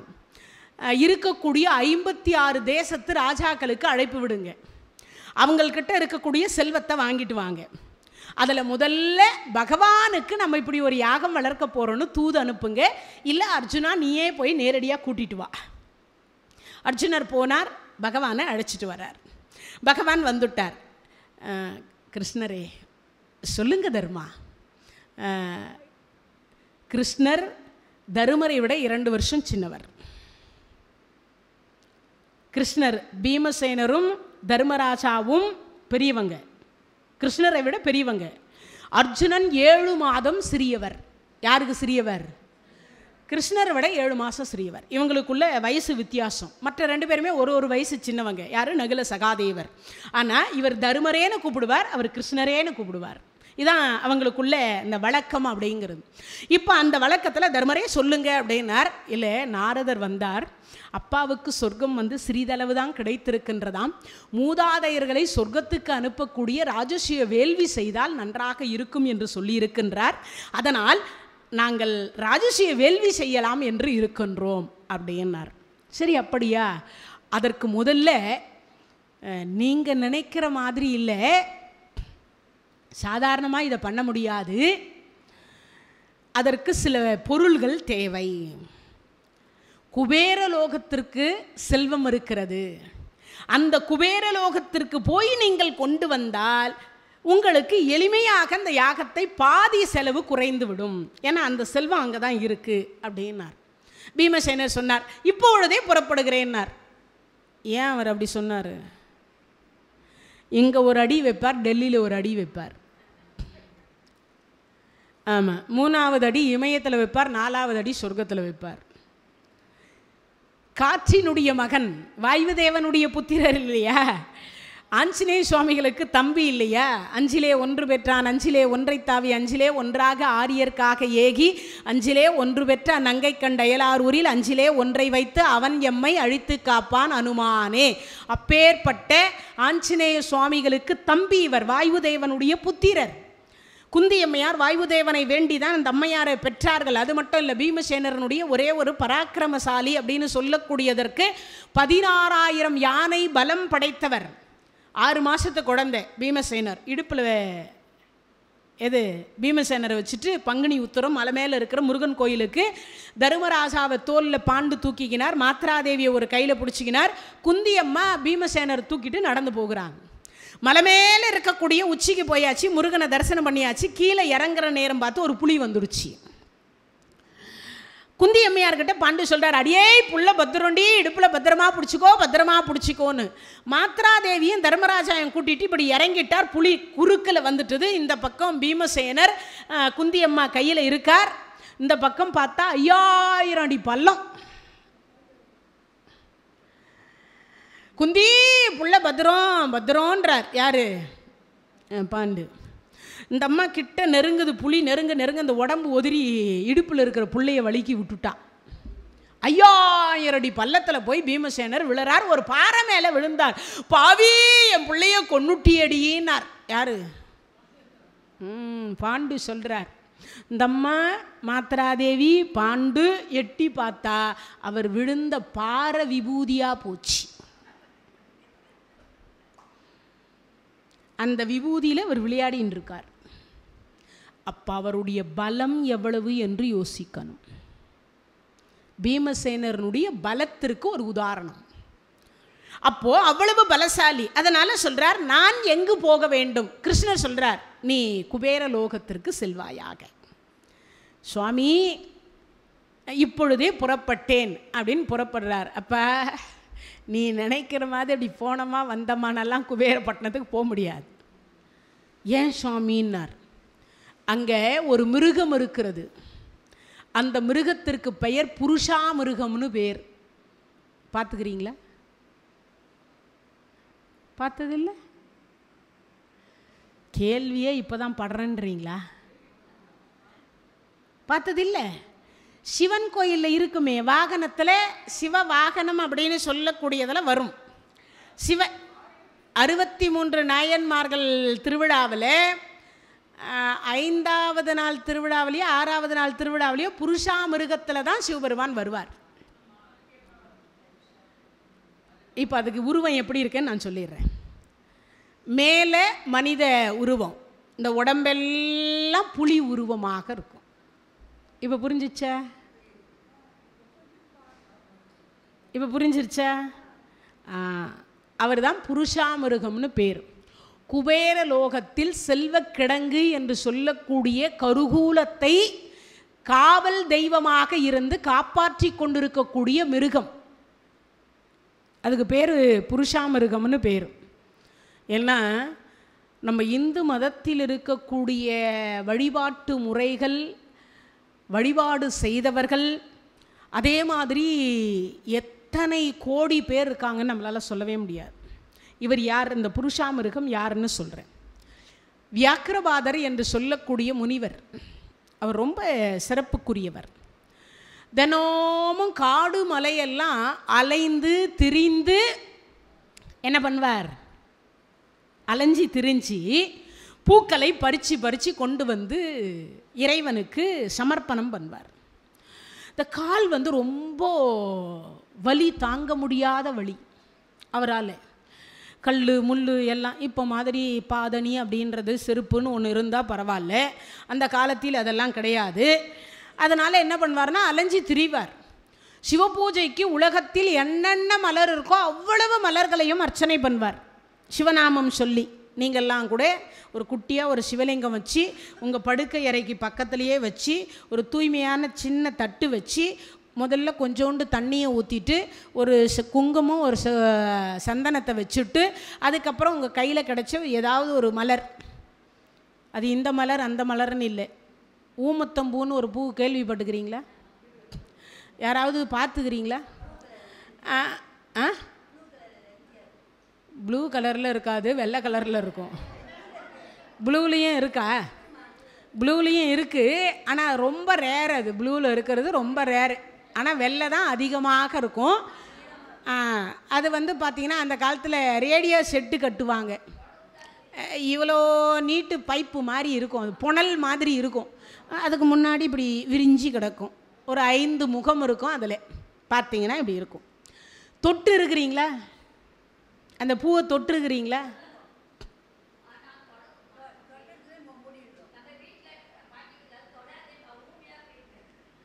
அதெல்லாம் இல்லை, அது பாட்டிங்க ஏதோ ஏமாற்றிருக்கிறான் நம்மளை. அந்த பூவை பறித்து சிவனுக்கு சாத்தணும். அந்த பூவை பறித்து சிவனுக்கு சாத்தனைங்கன்னா அதுக்கு பேர் ஊமத்தம் பூன்னு பேர். நீ ஊமையாக போயிடுவேன்னு அர்த்தம் இல்லை, ஊமத்தம் பூ. அது ஏன் ஊமத்தம் பூவுன்னு சொன்னான்னா, ஊன்னாக்கா நம்மளால் எது இறைவனிடத்தில் ஒடுங்குதல்னு அர்த்தம், நம்மை கொண்டு போய் இறைவனிடத்தில் சமர்ப்பணம் பண்ணுறோன்னு அர்த்தம். இன்னொன்று ஊமத்தம் பூ அப்படின்னா அதை தொட்டால் உங்களால் நாற்றம் தாங்க முடியாது. 3 மணி நேரத்துக்கு கை கழுவுனாலும் அந்த நாற்றம் போகாது. எவ்வளவு நேரம்? ஆமாம், நீங்கள் சோப் போட்டு கழுவுனீங்கனாலும் மறுபடியும் மோந்து பார்த்தீங்கன்னா அந்த ஊமத்தம்பூ நாற்றமாகவே அடிக்கும். ஆமாம், அவ்வளவு நாற்றம் அடிக்கும். அந்த பூவை கூட ஏற்றுப்பாரான். எது? ஊமத்தம் பூ அப்படின்னு சொல்லக்கூடிய அந்த பூவை கூட இறைவன் ஏற்றுக்கொள்வார். அப்பேற்பட்ட சிவபெருமான் கையில் ஏதாவது ஒரு மலர் கிடைச்சா அந்த மலரை போட்டுட்டு சிவாய நம என்று சிந்தித்திருப்போர்க்கு அபாயம் ஒரு நாளும் இல்லை. சிவசிவ என்கிலர் தீவினையாளர், சிவசிவ என்றிட தீவினை மாலும், சிவசிவ என்றிட தேவரும் ஆவர், சிவ சிவ என்ன சிவகதி தானே.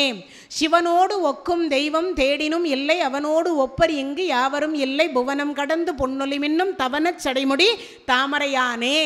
இல்லக விளக்கது இருள் கெடுப்பது, சொல்லக விளக்கது ஜோதி உள்ளது, பல்லக விளக்கது பலரும் காண்பது, நல்லக விளக்கது நமச்சிவாயவே.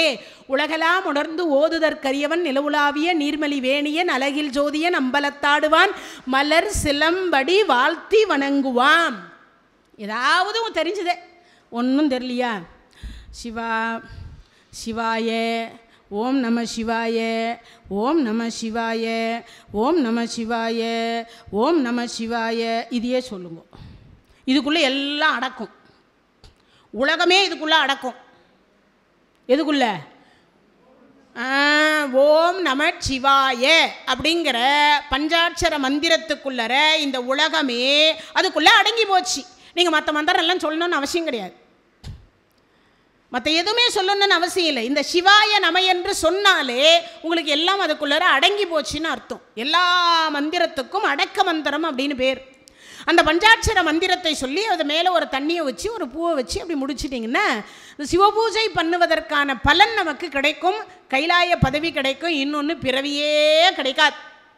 என்ன கிடைக்காது? ஆமாம். ஏன் பிறவி கிடைக்க வேணாம்? பிறந்தாதானங்க பிரச்சனையே. காரு வேணும், பங்களா வேணும், வீடு வேணும், வாசல் வேணும், அது வேணும், இது வேணும், துணி காய போடுறதுக்கு இடம் வேணும். உண்டா இல்லையா? எனக்கு அவங்க 2 பேரும் மாடியில் நின்று சண்டை போட்டுக்கிறாங்க. எனக்கு அதெல்லாம் நினைக்கும் போது உலகம் எங்கேயோ போயின்னு இருக்கு. எது எதுக்கோ இடம் இல்லை என்று மனிதர்கள் அழுது கொண்டு இருக்கவே இடம் இல்லைன்னு அழுதுன்ருக்கா. சில பேர் உட்கார்றதுக்கு இடம் இல்லைன்னு அழுதுன்ருக்கா.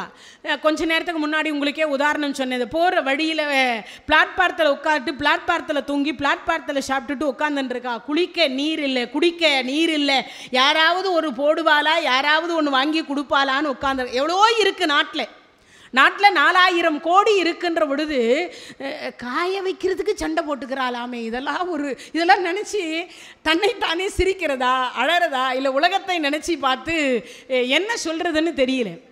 எல்லாம் யோசிக்க சர்வசாதாரணமாக இதெல்லாம் நடந்துட்டுருக்கு. அட நாராயணா, இதெல்லாம் ரொம்ப நான் ஏதோ யதார்த்தமாக சொல்ல போக அது கடைசியில் இங்கேயே இருக்குன்னு வேற சொல்கிறீங்களே. சேச்சா, அப்படியெல்லாம் யாரும் இருக்க மாட்டீங்க. நான் உங்கள் பேரில் ரொம்ப நம்பிக்கை வச்சுருக்கேன். அதெல்லாம் பண்ணக்கூடாது. நீங்கள்லாம் வயசானவா, நீங்கள்லாம் எவ்வளவு ஒற்றுமையோடு இருக்கணும், எவ்வளவு மனிதாபிமானத்தோடு இருக்கணும், ஒருவருக்கொருவர் உதவிக்கணும். அதே மாதிரி எடுத்து ஒரு பொருளை கீழே போட்டுட்டு தவறி யாராவது தெரியாமல் விட்டுட்டு இருந்தால் கூட இது உங்கள் பொருள் தானான்னு கேட்டு கொடுத்துடணும். அதெல்லாம் செய்யக்கூடாது. எல்லாம் இனிமேலாவது இந்த உபன்யாசத்திலிருந்து நீங்கள் எல்லாரும் ஒற்றுமையாக இருக்கணும், திருந்திக்கணும். யாராவது ஒருவேளை மனசறிந்து இந்த மாதிரி சில தவறுகள் செய்திருந்தால் கூட இனிமேல் இறைவா எனக்கு நல்ல புத்தியை நற்புத்தியை கொடு என்று கேட்டு இறைவனிடத்தில் பிரார்த்தனை பண்ணிக்கோங்க. இதெல்லாம் செய்யக்கூடாது. மகா பாவம் இதெல்லாம். நான் கொஞ்ச நேரத்துக்கு முன்னாடி எதுக்கு சொன்னேன்? மனதை சுத்தமாக வைத்துக் கொள்ளுங்கள், அப்போ தான் இறைவன் நம்மை தேடி வருவார். இல்லைன்னா நாம் இறைவனை தேடி போனாலும் எங்கே பண்ணுவா? இங்கிறது நீங்கள் திருப்பதிக்கு போன உடனே ஸ்க்ரீன் போட்டுருவான். கடவுள் கூட பயந்து போயிட்டு கண்ணுக்கு தெரியாமல் எங்கேயாவது செவுத்து பின்னாடி ஐயோ பாவி வரா. இது நடக்கிற உண்மை, நான் சொல்லலை, கருட புராணம் சொல்லுது. ஐயோ பாவி வரான்னு இறைவன் மறைஞ்சுக்குவாராம். ஒரு உதாரணம் சொல்கிறேன் பாருங்க. விடா கொண்டேன் கொடா கொண்டேன். இந்த கிழவி அரிசி குத்தின்ண்டே இருப்பா. ஒரு சாமியார் அம்மா பிச்சாந்தேகி இங்கிருந்து உலக்கையை தூக்கி அடிப்பா. அந்த சாமியார் பயந்து ஓடி போயிடுவார். தினமும் இது நடக்குது, ஒவ்வொரு நாளும் நடக்குது. பயந்து ஓடுறார் அந்த சாமியார். ஆனால் அந்த சாமியார் சொல்கிறார், அந்த அம்மா கிட்ட இருந்து நான் ஒரு அரிசியாவது வாங்காமல் விடமாட்டேன். இந்த கிழவி சொல்கிறா, ஒரு அரிசியும் அந்த பரதேசிக்கு நான் போட மாட்டேன்றா. 2 பேருக்கும் சரியா இருக்கா? இப்படியே நடந்து போயின்னு இருக்கு. கடைசியில் பார்த்தா இந்த அம்மா ஒரு நாள் ரொம்ப கோபத்தோடு அந்த குத்திண்டே இருக்கிறத தூக்கி அப்படி அடித்தா. ஒரு அரிசி போய் அந்த பரதேசி தட்டில் போய் விழுந்துடுச்சு. அதுக்கப்புறம் இவளுக்கு ஆயுள் முடிஞ்சு யமலோகத்துக்கு தரன்னு பாசக்கயிறை போட்டு தண்ணி இல்லாத கல் முள், அப்புறம் பார்த்திங்கன்னா பாம்பு, தேள், நண்டு, அப்புறம் சீவு, ரத்தம் இதிலெல்லாம் இழுத்துண்டு போவா. நல்லா யோசிக்கணும். நான் நீங்களாம் யாரும் எனக்கு எதிரி கிடையாது, நீங்களாம் யாரும் எனக்கு விரோதி கிடையாது. நீங்கள்லாம் எனக்கு இருந்தால் அம்மா இல்லைன்னா பாட்டி. இது 2 ஸ்தானத்தில் தான் இருக்கேள் எல்லாரும். அதுக்கு அந்த மேலான ஒரு ஸ்தானம், அது ரொம்ப கிடைக்காத ஒரு ஸ்தானம். அதனால் அப்படி இழுத்துண்டு போகிற சீவு, ரத்தம் இதிலெல்லாம் இழுத்துண்டு போவாலாம். நம்ம செய்கிற கர்மாவுக்காக. அதெல்லாம் வேண்டாம் உங்களுக்கு, அந்த மாதிரி தப்பெல்லாம் வேண்டாம். எக்காரணத்தை கொண்டு மனசில் கூட இந்த மாதிரி எண்ணங்கள் வரவே கூடாது. இப்போ அப்படி இழுத்துண்டு போக சொல்ல அந்த கிழவி எப்படியோ போய் சேர்ந்துவிட்டா. கடைசியாக தண்டனை கொடுக்கறதுக்கு முன்னாடி ஒவ்வொரு இறைவன்கிட்டையும் பிரம்மலோகம், சொர்க்கம், அப்புறம் கைலாயம். பிரம்மலோகத்தில் கொண்டு போய் காமிச்சா பிரம்மாவை வணங்கிட்டு வெளியில் வந்துவிட்டா. சொர்க்கலோகத்தில் கொண்டு போய் காமிச்சா சொர்க்கத்தில் பெருமாளை வணங்கிட்டு வெளியில் வந்துவிட்டா. கைலாயத்தில் கொண்டு போய் வணங்குற பொழுது சிவபெருமான் காலை கெட்டியாக பிடிச்சிட்டா. சுவாமி அந்த பாவிகிட்ட என்ன காட்டி கொடுக்காதீங்கோ, சுவாமி அந்த பாவிகிட்ட என்ன காட்டி கொடுக்காதீங்கோன்னா. சிவபெருமான் பார்த்தார். நந்திக்கிட்ட கேட்குறார், ஏதாவது புண்ணியம் பண்ணின்னு இருக்காளா பாரு. நந்தி புரட்டி புரட்டி புரட்டி புரட்டி பார்க்குறார். வயசு 93. புரட்டி புரட்டி பார்த்தா ஒரு புண்ணியமும் இல்லை. அந்த வந்த யார் பிச்சைக்காரனை கூட உலக்கையால் தான் அடிச்சிருக்கா அப்படின்னு கடைசியில் பார்த்தா அப்புறம் ஏதாவது இருக்கா பாருன்றார் சிவபெருமான். என்னை கெட்டியமாக பிடிச்சுருக்கா, நம்பி வந்தவளை கைவிடக்கூடாது இல்லையா, அதானே சிவபெருமான். அம்மை அப்பர்னு எனக்கு வேற பேர் வச்சுருக்காளே, ஒரு அப்பம்மாவே நானே கைவிட்டா அவளை யார் தான் கைவிட மாட்டா அப்படின்னு சிவபெருமான் அந்த கிழவியை விடுறதுக்கு மனசு இல்லை.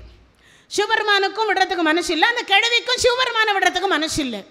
ஏதாவது ஒரு புண்ணியம் இருக்காதான்னு பார்க்கும் பொழுது தான் அந்த பரதேசி தட்டில் போய் ஒரு அரிசி விழுந்தது. இப்போ நந்தியம்பெருமான் சொல்கிறார், ஒரு அரிசி அதில் விழுந்துருக்கு. ஏமா 3 மணி நேரம் நின்றுட்டு இருந்தார். சுவாமி அவளை அனுப்புங்கோ. இறைவா காட்டி கொடுத்துடாதே, இனி அடுத்த ஜென்மத்தில் நான் நல்லவளாக இருந்துக்கிறேன், இந்த மாதிரி பண்ண மாட்டேன் சொல்கிறார். அப்போது சிவபெருமான் போய் சொல்கிறார், யமனே விட்டுடுன்னார். சுவாமி மகா கருவி பாவம் பண்ணவே, அவளுக்கு தண்டனை கொடுக்கணும். அதான் நீ இழுத்துண்டு வரும்போதே தண்டனை கொடுத்துட்டு இல்லையா, அது அதோட கழிஞ்சு போட்டேன் விட்டுட. இல்லை சுவாமி, ஏதாவது புண்ணியம் பண்ணின்னு இருக்காளா? ஒரு பரதேசிக்கு ஒரு அரிசி போட்டுக்கிறான், அதை தவிர வேற ஒரு புண்ணியமும் இல்லை, வேற ஒரு புண்ணியமும் இல்லை. அப்போ அந்த ஒரு புண்ணியத்தை வச்சு அவளை இங்கேயே விட்டுடு. என்ன விட்டுடு? இங்கேயே விட்டுடுன்னார். சிவபெருமான் பேச்சுக்கு பயந்து யமன் விட்டுட்டு போனார் அந்த புண்ணியவதியை. நாம் பண்ணுற கர்மாவுக்கெல்லாம் என்ன தண்டனைன்னு யோசிக்கணும், யோசிக்கணுமா இல்லையா? அதனால் அதெல்லாம் பண்ணக்கூடாது.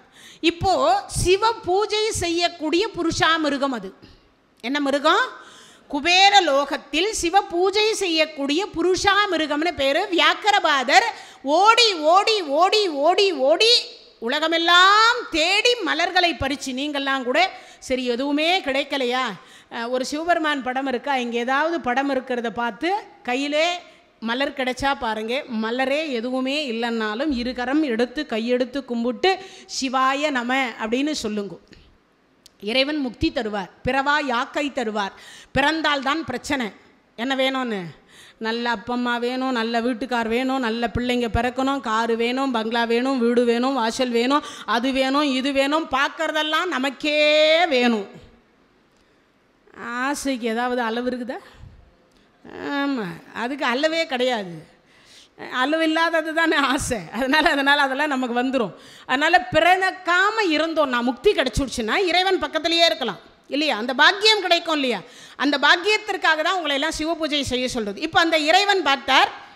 இப்போ அந்த வியாக்கரபாதர் பார்க்கிறார், இறைவனிடத்தில் தவம் பண்ணுறார், உட்கார்ந்து சதா சர்வகாலம் பூஜை செய்கிறார். காலெல்லாம் புண்ணாயிட்டுது. புண்ணான உடனே இறைவன் இடத்துல பிரார்த்தனை பண்ணுறார், இறைவா என்னால் தேடி அலைய முடியலையே, நான் என்ன செய்வது? அப்போ தான் இறைவன் காட்சி கொடுக்குறார். பூஜை சில காலம் நின்று போச்சு. இறைவனே தியானம் செய்து உட்கார்ந்துருக்கார். இறைவன் காட்சி கொடுக்குறார், வியாக்கரபாதரே உங்கள் பூஜை எங்கே போச்சுன்னார். சுவாமி காலெல்லாம் புண்ணாக அலைந்து திரிந்ததுனால புண்ணாயிடுச்சு. சரி என்ன வேணும் கேள். இதுக்கு மேலே மனித சொரூபம், அதான் முனிவர் சொரூபம். இதுக்கு கீழே எனக்கு புலி கால்கள். என்ன கேட்டார்? புலி கால்கள். சிவபெருமானுக்கு ஆச்சரியம், எல்லாம் அழகாக பிறக்கணும்னு கேட்பா, இதுக்கு மேலே என்னது மனித உருவம், இதுக்கு கீழே மிருக உருவம். அதனால தான் அதுக்கு பேர் புருஷா மிருகம்னு பேர். புருஷா மிருகம்னு பேர். ஏன்னா புலி எவ்வளவு வேகம் போனாலும் அதுக்கு கால்கள் ஒன்றும் ஆகாது. எவ்வளவு வேகம் போனாலும் எவ்வளவு உலகத்தை சுற்றினாலும் அதுக்கு கால்கள் ஒன்றும் ஆகாது. அப்படி ஓடி ஓடி ஓடி ஓடி சிவமந்திரத்தை சொல்லி இறைவனை பூக்களால் அர்ச்சனை செய்யக்கூடிய மிருகமாக மாற வேண்டும் என்று வியாக்கரபாதர் கேட்டாராம். அதனால தான் அதுக்கு பேர் புருஷா மிருகம்னு பேர். 1000 ஆண்டு காலம் இப்படி பூஜை செய்தார். இறைவன் காட்சி கொடுத்தார். என்ன வேண்டும்னார்? உங்கள் பூஜையில் பிரம்மோற்சவம் அப்படின்னு சொல்லக்கூடியதில் நடக்கின்ற பொழுது உங்களை நான் ஒரு நாள் சுமந்து இந்த உலகத்தை வலம் வந்து உலகத்தவர்களுக்கு இந்த புருஷா மிருகம் யார் என்று காட்சி கொடுக்க வேண்டும். குபேர பட்டணத்தில் நான் காவலாக இருக்க வேண்டும்னு அவர் கேட்டார். இப்போ அந்த புருஷா மிருகம் தான் காவல் தெய்வமாக இருக்கின்றது. எங்கே? குபேரப்பட்டணத்தில். இப்போ சொல்கிறார், பீமா, அந்த புருஷாமிருகம் சாதாரணமானது கிடையாது. கிட்ட போனாவே கொன்னுடும். அது காவலுக்கு யாரையும் துணைக்கும் கூப்பிடாது. அந்த குபேரப்பட்டணத்துக்கு உள்ளர அந்த கருகூலத்தில் செல்வ கிடங்குக்குள்ளர நுழையணும்னு நினைத்தாலே அடுத்த வினாடி அது கொன்றுவிடும். இன்னொன்று, அது சதா சிவபூஜை செய்யும். என்ன பூஜை? சிவபூஜை செய்யும். அந்த பூஜைக்கு யாராவது தடங்கல் படுத்தினாலும் அவர்களையும் அது கொன்றுவிடும். இப்போ ரெண்டும் மாற்றாரா இவர்? அதனால் சொல்லுகிறேன், அங்கே அவ்வளவு எளிதாக போக முடியாது அப்படின்னார். சரி, அதுக்கும் ஏதாவது வழி வச்சிருப்பீங்கல்ல கிருஷ்ணா? குபேரப்பட்டினத்தில் இருக்கிற செல்வம் கொண்டு வந்தாதான் அண்ணா இங்கே ராஜஸ்ரீய வேள்வி நடத்த முடியும். அப்போ அந்த குபேரப்பட்டினத்தில் இருக்கக்கூடிய செல்வம் இங்கு வந்து சேரணும்னா அப்போ அந்த மிருகத்தை நான் வெல்லணும். அதுக்கு வெல்லுவதற்கு ஏதாவது ஒரு வழி இருக்கும் அல்லவா? அதை சொல்லுங்க. அப்போது பகவான் என்ன பண்ணார்னா 12 சிவலிங்கம் கொடுத்தார். எங்கே கொடுத்தார்? 12 சிவலிங்கம் கொடுத்தார். சிவலிங்கத்தை பார்த்த உடனே அது பூஜையில் உட்காந்துரும். எப்பெல்லாம் உன்னை துரத்தி கொண்டு வருகிறதோ அப்பெல்லாம் ஒரு சிவலிங்கத்தை போடு. அது பூஜை முடிவதற்குள்ளே உன்னால் எவ்வளவு வேகமாக ஓட முடியுமோ அவ்வளவு வேகமாக நீ ஓடு. அது உன்னை பிடிக்க வருகிற பொழுது ஒரு சிவலிங்கத்தை போடு. ஒரு சிவலிங்கத்தை வச்சினா அதை பூஜை பண்ணிகிட்டே இருக்கும். நீ அதுக்குள்ளே எவ்வளவு தொலைவு உன்னால் ஓட முடியுமோ அவ்வளவு தொலைவு நீ ஓடி வா அப்படின்னு சொன்னார். இப்போ இங்கிருந்து இவர் அந்த 12 சிவலிங்கத்தை எடுத்துக்கொண்டு புறப்படுறார். இப்போ புறப்பட்டு போகிறார். நேராக எங்கே? குபேரப்பட்டினத்துக்கு போனார். இது சிவலிங்கத்தை பூஜை பண்ணிட்டு இருக்கும். யாரெங்கே? ஓம் நம சிவாய. நான் தருமருடைய தங்கி எப்போது இவர்கிட்ட பேசிக்கிட்டே மூச்சு காற்று வழியாக மௌனமாக நாமத்தை சொல்லி பூஜையும் பண்ணுது, மலரும் போடுகிறது. நீ யார்? எதற்காக இங்கே வந்திருக்கிறாய்? இப்படி வந்தால் உன்னை கொன்று விடுவேன் என்று தெரிந்தும் இந்த குபேரப்பட்டினத்துக்கு இந்த கேள்வியெல்லாம் கேட்குது அந்த புருஷாமிருகம். இந்த புருஷாமிருகத்தில் இடத்துல அதுக்கு பிடிச்ச நாமம். இந்த வயசானவங்களை பார்த்த உடனே காலில் விழுந்துடணுமா?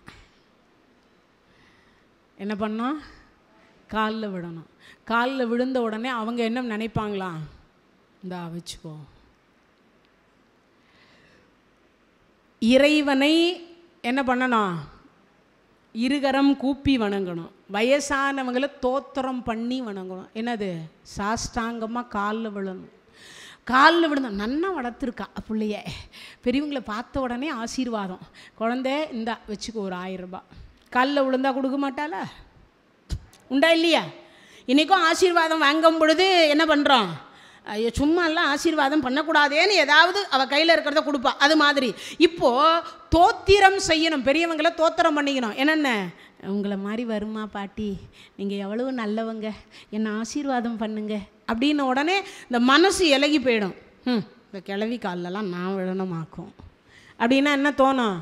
திமுரு, எட்வைட்டு, என்ன வளர்த்து வச்சிருக்கிறாங்க பிள்ளைகளை. பெரியவங்களை பார்த்து ஒரு மரியாதையே இல்லை. சொல்லுமா? மனதை கவர்வது ஒரு வகை. இப்போது பீமசேனர் பார்த்தார். சிவாய நம. புருஷாமிருகம் வணக்கம், நீ மிகப்பெரிய சிவபக்தராமே, சிவனை மட்டுமே பூஜிப்பையாம். ஏன்னா அதுக்கு தோத்திரம், சிவனை தோத்திரம் பண்ணிகிட்டே இருக்கணும். இப்போ இவன் கூட சிவபக்தன் தான் போல் இருக்குது. உண்மையாகவே பீமசேனர் சிவபக்தர். அர்ஜுனனுடைய கர்வத்தை அடக்கியது பீமசேனர். இவர் பூஜை பண்ணார 5 ஆண்டு காலம். அதான் எல்லா செல்வங்களும் தோத்துட்டாங்களா? தோத்ததுக்கப்புறமா இவர் போய் உட்காந்து தவம் பண்ணுறார். சிவபெருமான இடத்துல இருக்கக்கூடிய பாசுபதத்தை பெறணும்னு 5 ஆண்டு காலம் தவம் செய்து இறைவன் சிவபெருமான் வந்து பாசுபதத்தை கொடுக்கிறார். இவர் வாங்கிட்டு இந்திரலோகத்துக்கு போகிறார். இந்திரலோகத்தில் இவருக்கு தங்கத்தாமரை கொடுக்கிறார் இந்திரன். அதை வைத்து சிவாய நமன்னு இவர் தங்கத்தாமரையை பூஜை பண்ணுறார். இவர் பூஜை பண்ணுறார். இதில் பூஜை பண்ணி கொண்டே இருக்கிற பொழுது ஒரு பிரச்சனை வருது. என்ன பிரச்சனைன்னா, ஒரு நொண்டி பூதம் கூடையாக சேத்து தாமரையை கொண்டு வந்து கொட்டுது. சேத்து தாமரைக்குள்ள இந்த தங்கத்தாமரை மறைஞ்சு போகுது. அர்ஜுனருக்கு வருதே கோபம். அப்பான்னார், என்னப்பா ஏன் பூஜை பண்ணும்போது இப்படியெல்லாம் சத்தமாக பேசக்கூடாது, என்ன ஆச்சுன்னார். அப்பா நீங்கள் கொடுத்த 1008 தங்க தாமரையில் நான் எதை சிவனை பூஜிக்கிறேன், ஆனால் இடையில இந்த சேத்து தாமரை வந்து கூட கூடையாக மறையுது, அதில் இந்த சேத்து தாமரைக்குள்ள இந்த தங்கத்தாமரை மறைஞ்சி போச்சின்னார். அது கூட கூடையாக கொண்டு வந்து கொட்டுது, இந்த ஒரு தாமரை அதுக்கு ஏமாத்திரம். தங்கத்தினால் ஆன தாமரை எவ்வளவு இருக்கும், மறைஞ்சி போயிடுது. உடனே பார்த்தார், அது யார் செய்கிறாங்களோ தெரியல, இந்த பூதத்துக்கிட்ட கேட்டுப்பாருன்னார். ஏ பூதம் நில்லுன்னார். ஆமாம், இந்த சேத்து தாமரை யார் பூஜை பண்ணுறான்னார். யாரோ பாண்டவர்களில் ஒருத்தராம்பா. அர்ஜுனன் நினச்சான், நம்ம தவிர உலகத்தில் யாருமே நம்ம 5 பேரில் நான் தான் சிவ பூஜையை அதிகமாக பண்ணுறவன் யாராக இருக்கும், உனக்கு வேணும்னா அவரை காட்ட சொல்லு உங்கள் அப்பா கிட்டேன்னார். உள்ளங்கையை காட்டுறார். நான் பார்க்க முடியாது, நீ தான் பார்க்கணுன்னார் இந்திரன். அர்ஜுனன் இப்போ பார்க்குறார். பார்த்தா ஒரு அசுரன் கூட பீமசேனர் சண்டை போட்டுக்கிறார். பக்கத்தில் குளத்தில் தாமரைகள் பூத்து குலுங்கி இருக்கு. இவர் சண்டை போடுறார், பானம் போடுறார், கதாயுதம் பண்ணுறார், மல்யுத்தம் பண்ணிக்கொண்டே என்ன சொல்கிறார், ஒரு பூக்களை பார்த்து சொல்கிறார், சிவார்ப்பணம் சிவார்ப்பணம் சிவார்ப்பணம் சிவார்ப்பணம். இந்த வார்த்தை சொன்ன உடனே குளத்தில் இருக்கிற எல்லா சேத்து தாமரையும் போய் அங்கே குவியுது. பீமன்னாவா பூஜை பண்ணுறது அப்படின்னு நினச்சார். அர்ஜுனரை காட்டிலும் மனதால் பூஜித்தவர் பீமசேனர். அதனால் இங்கே சிவநாமத்தை சொல்லி என்ன சொல்கிறார், நீங்கள் சிவபக்தரா, நானும் சிவபக்தர் தான், எனக்கு சிவாய நமன்னா ரொம்ப பிடிக்கும் அப்படின்னு சொன்னார். இங்கே எதற்கு வந்திருக்கிறாய், இது குபேரப்பட்டினம், என் காவலுக்கு உட்பட்ட இடம். அது ஒன்றும் இல்லைங்க, நான் தருமருடைய தம்பி, என் பேர் பீமசேனர், குந்திக்கு 2வது பிள்ளை. அது என்னன்னா, எங்கள் அப்பா சொர்க்கம் அடைவதற்காக, எங்கள் அப்பா சொர்க்கத்தில் உலாற்றுவதற்காக, என் மூதாதையர்கள் சொர்க்க பதவி அடைவதற்காக நாங்கள் ராஜசூய வேள்வி செய்யலாம் என்று இருக்கிறோம். அதற்கு குபேரனை செல்வம் கேட்கணும்னு சொன்னால் இது கொன்னுடும். எங்கள் அண்ணா இந்த குபேரரை அழைத்து வர சொன்னார். யார? குபேரரை தாம்பூலம் வைத்து அழைத்து வர சொன்னார். அதனால குபேரரை அழைக்கலாம் என்று வந்திருக்கிறேன்னு. இதை சொன்ன பீமசேனர் சொன்ன உடனே, அப்படியா, சரி போ. அவர் போய் தாம்பூலம் வச்சு வாங்கன்னாரு. இந்த மாதிரி வேள்விக்கு கொஞ்சம் பொருள் தேவைன்னாரு. சொன்ன உடனே அவர் கருகூலத்தை இப்போ எங்கள் கஜானாவை திறந்து விட்டு நீ உனக்கு வேணுன்றதை எடுத்துக்கோன்னார். ஆனால் புருஷாமிருகம் உட்காந்துக்குது. இப்போ நேராக போனார். அவரே லெட்டர் கொடுத்துட்டார், இது மாதிரி ஒப்புதல் கொடுத்துருக்கார், இந்த செல்வக்கிடங்கிலிருந்து கொஞ்சம் நான் எடுத்துக்கிறேன், எடுத்துக்கோ. ஆனால் ஒன்று, நான் உன்னை பிடிக்கூடாது, என் வேகத்துக்கு நீ ஓடு. நீங்கள் நினைக்கிற மாதிரி சாதாரணமான வேகம் கிடையாது. ஒரு துளிக்கும் மற்றொரு துளிக்கும் இடையில் பூந்து போவாராம் ஆஞ்சநேய சுவாமிகள் மழை பெய்கிற பொழுது. அதை விட இவரும் அது மாதிரி ஒரு வேகத்தை எடுக்கக்கூடியவர். ஏன்னா புலி வேகம், காலில் என்ன இருக்குது, மேலே தான் முனிவர் சொரூபம், கீழே புலி சொரூபம். அப்போ எவ்வளவு வேகமாக ஓடுவார். இந்த மனம் இப்போ சிங்கப்பூரில், நீங்கள்லாம் எங்கே இருக்கிறீங்க? சிங்கப்பூரில், விஜராந்தில் இல்லை, சிங்கப்பூரில் ராஜசூய வேள்வியில் இருக்கிறீங்க எல்லாரும். தர்மராஜா இந்திர பிரஸ்தத்தில் இருக்கிறீங்க. மனம் நினைக்குது.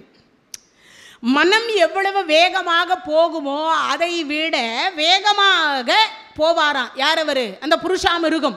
இப்போ அந்த வேகத்துக்கு இவர் ஈடு கொடுத்து ஓடணும். யார்? பீமசேனர். செல்வத்தை எடுத்துக்கிட்டு இவர் ஓடணும். இப்படி ஓடுகிற பொழுது இந்த புருஷாமிருகத்தினிடத்தில் மாட்டினா போச்சு. எவ்வளவு யான பலம் படைச்சிருந்தாலும் கொன்னுடும் அந்த புருஷாமிருகம். இப்போ என்ன செய்வது சொல்கிறார். சரி, நான் அப்படியே செல்லுகிறேன், உங்கள் கைக்கு நான் மாட்ட மாட்டேன், நீ என் கையில் மாட்டிவிட்டால் நான் உன்னை கொன்று விடுவேன். இதுதான் ஒப்பந்தம். சரி, செல்வத்தை எடுத்துட்டார். இப்போ பீமசேனர் ஓட ஆரம்பிக்கிறார். பீமசேனர் ஓட ஆரம்பிக்கிறார். ஓட அப்படி பிடிக்கலான்னு வரும் பொழுது ஒரு சிவலிங்கத்தை கீழே வச்சுட்டார். சிவலிங்கத்தை பார்த்த உடனே அது சிவாய நம என்ன பண்ணுதா, அதுக்கு ஒரு பூஜைக்குன்னு ஒரு குறிப்பிட்ட டைம், குறிப்பிட்ட மந்திரம் அது சொல்லும் அந்த புருஷாமிருகம். உடனே அது சொல்லி அது பூஜிக்கிறதுக்குள்ளே இவருக்கு ஓடுவார். அது ஒரு வேகத்தில் அவனை பிடிச்சு மறுபடியும் ஒரு சிவலிங்கம். இப்படி ஒவ்வொரு இடத்திலேயும் இந்த புருஷாமிருகம் கிட்ட நெருங்க ஒவ்வொரு சிவலிங்கத்தை வைத்து கடைசியா இந்திரபிரஸ்தத்தில் ஒரு கால், வெளியில ஒரு கால், கை பிடிச்சிட்டார் புருஷாமிருகம். புருஷாமிருகம் ஒரு கால் இந்திரபிரஸ்தத்துக்கு போயிடுச்சு, ஒரு கால் இந்திரபிரஸ்தத்துக்கு வெளியிலேயே புருஷாமிருகத்தினுடைய கையில் மாட்டிக்கிச்சு. இப்போ பீமசேனர் வாதாடுறார், நான் தான் அந்த காலை அங்கே வச்சுட்டேன்ல, என்ன நீ விடு. யாருக்கிட்ட? புருஷாமிருகத்துக்கிட்ட பீமசேனர் வாதாடுகிறார். அதுக்கு புருஷாமிருகம் சொல்லுகிறது, ஒரு கால் நீ என்னை நான் பிடிச்சிட்டேன், நான் பிடிச்சதுனால நான் உன்னை இப்பொழுது கொன்று விடுவேன். ரெண்டு பேருக்கும் வாக்குவாதம். நான் தான் ஒரு கால் அந்த பக்கம் வச்சுட்டு இருக்கேனே, அப்போ நான் இந்திரபிரஸ்தத்துக்கு தானே சொந்தம், உனக்கு நான் எப்படி சொந்தமாக முடியும்? பேச்சில் ரெண்டு பேருக்கும் ஒப்பந்தம் என்ன? என்னை நீ பிடிக்கக்கூடாது, நீ என்னை பிடிக்கிறதுக்குள்ளே நான் தாண்டணும், அதுதானே ஒப்பந்தம்.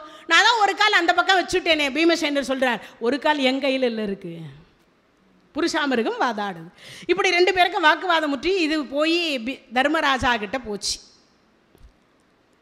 எங்கே போகுது? வழக்கு தர்மர்கிட்ட போகுது. இப்போ நீங்கள் தர்மராஜா நிலையிலிருந்து என்ன கொடுப்பீங்க? புருஷாமிருகத்து பக்கம் பேசுவீங்களா, இல்லை பீமசேனர் பக்கம் பேசுவீங்களா? பீமசேனர் பக்கம்தான் பேசுவீங்க.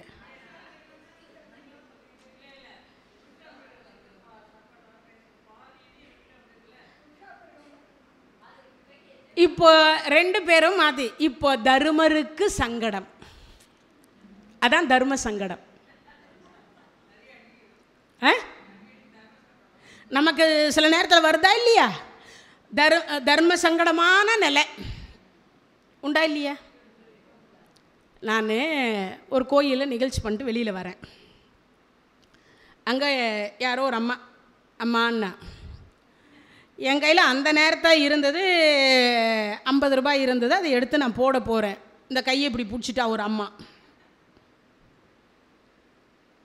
பிடிக்கிறா. அந்த அம்மா சொல்கிறா, கை காலெலாம் நல்லா தானே இருக்குது, உழைச்சி சாப்பிட வேண்டியது தானே, நீ ஏன் அந்த அம்மாவுக்கு 50 ரூபா போடுற? இந்த அம்மா சொல்கிறா. நான் சொன்னேன், கை நீட்டினா கொடுக்கணும்னு சொல்லுது தர்மம். அதுக்கு இந்த அம்மா சொல்கிறா, அது கண் இல்லாத, காது இல்லாமல், கை இல்லாமல், உழைச்சி சம்பாதிக்க முடியாத வயோதிகராக இருக்கிறவங்கள பார்த்து கொடு, இவங்கெல்லாம் நல்லா தானே இருக்கிறாங்க, இதுக்கு ஏன் நீ கொடுக்குறேன்னு அந்த அம்மா என்கிட்ட வாதாடுறா. அந்த அம்மா சொல்கிறா, கொடுக்குறதையும் கொடுக்குற, இடுவார் பிச்சியே கெடுவார் கெடுக்காத, நீ எப்படி போவியோன்றா அந்த அம்மா. ரெண்டு பேருக்கு நடுவில் மாட்டிட்டு நான் இப்போ தர்ம சங்கடத்தில் மாட்டிக்கிட்டேன். நான் எடுத்ததை உள்ளே வைக்க முடியாதில்ல. நான் சொன்னேன், தர்மம் செய்வது என் கடன். அதை ஊதாரியாக அந்த அம்மா செலவு பண்ணுறாளா இல்லை உருப்படியாக செலவு பண்ணுறாளான்றது அது அந்த அம்மாவினுடைய கருமா. ஆனால் உங்ககிட்ட ஒன்று தர்ம சங்கடமான நிலைமைக்கு என்ன நீங்கள் ஆளாக்கியது நீங்கள் நல்ல கருத்து, நான் ஒத்துக்கிறேன். ஆனால் அந்த அம்மா சொன்னது போல தான் தர்மம் செய்வோரை தடுத்து நின்றேனோன்னு வள்ளலார் சுவாமிகள் சொல்கிறார். தர்மம் செய்வது நம் கடன். இல்லைன்னு நினச்சி அந்த அம்மா அவகிட்ட இல்லை, என்கிட்ட இருக்குன்னு நினச்சி அந்த அம்மா கேட்குறா. ஆனால் நான் இல்லைன்னு சொல்லக்கூடாது. கர்ணன் என்ன சொன்னான்? இல்லை என்று சொல்லி கொண்டு வரக்கூடியவர்களுக்கு இல்லைன்னு சொல்லாத இதயத்தை கொடுன்னு கேட்டானே தவிர அவன் செல்வத்தை கேட்கல. இப்போ இல்லைன்னு நினச்சி அவள் கேட்குறானா, இல்லைன்னு தானே கொடுக்க முடியும். அதானே அங்கே நிலையே. அது 50, 100, 10, 20, அது ரெண்டாவது பட்சம். இன்னொன்று, இடுவார் பிச்சையை கெடுவார் கெடுக்கூடாது. இதுவும் அதில் தவறு. அப்போ நான் சொன்னேன், நான் கொடுத்துட்றேன். அது அந்த அம்மா சாப்பாட்டுக்கு வச்சாலும் சரி, வேறு எதுங்க, நீங்கள் வேறு மேடம், சாயங்காலம் ஆனால் 6 மணி ஆனால் அது பலான கடைக்கு போகுது. இப்போ இது ஒரு தர்ம சங்கடம். கொடுத்தாச்சு. இந்த அதிகம் பட்சா இது இப்படியெல்லாம் கிறுக்குத்தனமாக சிந்திக்க சொல்லும். என்ன சிந்திக்கிற அந்த நேரத்தில், இதை கொடுத்தோமே நல்வழிக்கு போலியே, இந்தம்மா சொல்கிற 6 மணிக்கு மேலே அங்கே போகுதுன்னு. நானே பிரசங்கத்தில் சொல்வேன், நல்வழியில் வந்த செல்வம் நல்வழிக்கு போகும்னு சொல்லுவோமே. ஒருவேளை இந்த 50 ரூபா தீய வழியிலேருந்து வந்ததோ? எனக்கு தோணுது. ஒரு கதைக்குள்ள ஒரு கதை, ஒரு கதைக்குள்ள ஒரு கதை, அது எவ்வளவு தர்ம சங்கடம்னு யோசிச்சு பாருங்க. இப்போ அந்த 50 ரூபாவை நான் கொடுத்ததை நினச்சி பெருமைப்படுறதா இல்லை கொடுத்ததை நினச்சி சங்கடப்படுறதா? தர்ம சங்கடம். தர்மம் பண்ணதுனால சங்கடம், அதுக்கு பேர் தர்ம சங்கடம். முடிஞ்சு போச்சா? இப்போ தர்மருக்கு சங்கடம் தம்பியை காப்பாற்றுறதா இல்லை நீதி தவறுவதா? நீதி தவறாத தண்டனை. பக்கத்தில் சகாதேவரை கூப்பிட்டார். டே தம்பி, அர்ஜுனனும் கொஞ்சம் எசகு புசக்கு அப்படின்னா என்னன்னு தெரியுதா? அவனும் அண்ணன் மேலே உள்ள பாசத்தினால தர்ம நெறி தவறுனாலும் தவறிடுவான். நகுலன்னு சொல்லவே வேணாம். அதனால் நீ வா, என்ன மாதிரியே சிந்திப்பேன். அதனால் இப்போ வாக்குவாதம் அங்கே நடக்கும். பஞ்சாயத்து கூடியாச்சு. இப்போ நீங்கள்லாம் தான் சபையோர்கள். நான் உட்காந்துட்டு இப்போ தீர்ப்பு சொல்லணும், என்ன சொல்கிறதுன்னு தெரியல. பக்கத்தில் சகாதேவரை வச்சுக்கிட்டேன். அப்படி வச்சுட்ட உடனே இப்போ சகாதேவர், அண்ணா நீங்கள் பேசிக்கிட்டே இருங்க, நீங்கள் உங்கள் நியாயத்தை சொல்லுங்கள், நானும் என் நியாயத்தை சொல்கிறேன்னா. இப்போ அந்த புருஷாமிருகம் வழக்கு தொடுக்குது தர்மராஜா கிட்ட. என்ன தொடுக்குதுன்னா, தர்மரே, ஒரு காலை நான் பிடித்து விட்டேன், ஒரு கால் இந்திரபிரஸ்தத்துக்குள் இருந்தது. இப்போ அவனை நான் கொன்று தின்ன வேண்டும், அதற்கு தங்களுடைய அனுமதி தேவை. ஏன்னா அந்த நாட்டில் இருக்கக்கூடிய எல்லாரும் உங்களுக்கு சொந்தம். இப்போ அவன் என்னிடத்தில் ஒப்புதல் கொடுத்தான், நீங்கள் என்னை பிடித்து கொண்டால் நீங்கள் என்னை கொன்று விடலாம் அப்படின்னு சொன்னார். நான் பிடிச்சிட்டேன், இப்போ அவரை நான் கொல்லணும். இப்போ என்னதுன்னு, பீமா உன் கருத்து என்ன? அண்ணா, ஒரு கால் இந்திரபிரஸ்தத்தில், ஒரு கால் அந்த புருஷாமிருகத்தின் இடத்துல. சரி, பிடிச்ச கால் புருஷாமிருகத்திற்கு, பீமா ஒரு கால் இந்திரபிரஸ்தத்திற்கு. இப்போ அந்த காலை இது ஒடிச்சு அந்த புருஷாமிருகம் பண்ண போகுது. புருஷாமிருகம் வணக்கம், நீங்கள் ரொம்ப சிவபக்தர், நான் இல்லைன்னு சொல்லலை, ஆனால் ஒரு நிபந்தனை. சகாதேவா, தர்மம் தவறக்கூடாது, கண்டிப்பாக தவற மாட்டேன். இப்போ ஒன்றும் இல்லை, நீங்கள் பிடிச்சுன்னு இருக்கிறது அந்த கால், இந்த கால் இந்திர பிரசத்தில் இருக்கின்றது.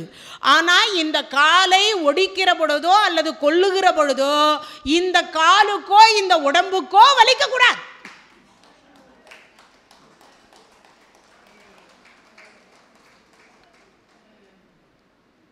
எவ்வளவு நல்லா இருக்குல்ல கதை. பாரதம் படிக்கிறது பெரிய விஷயம் இல்லை, கேட்பது பெரிய விஷயம்.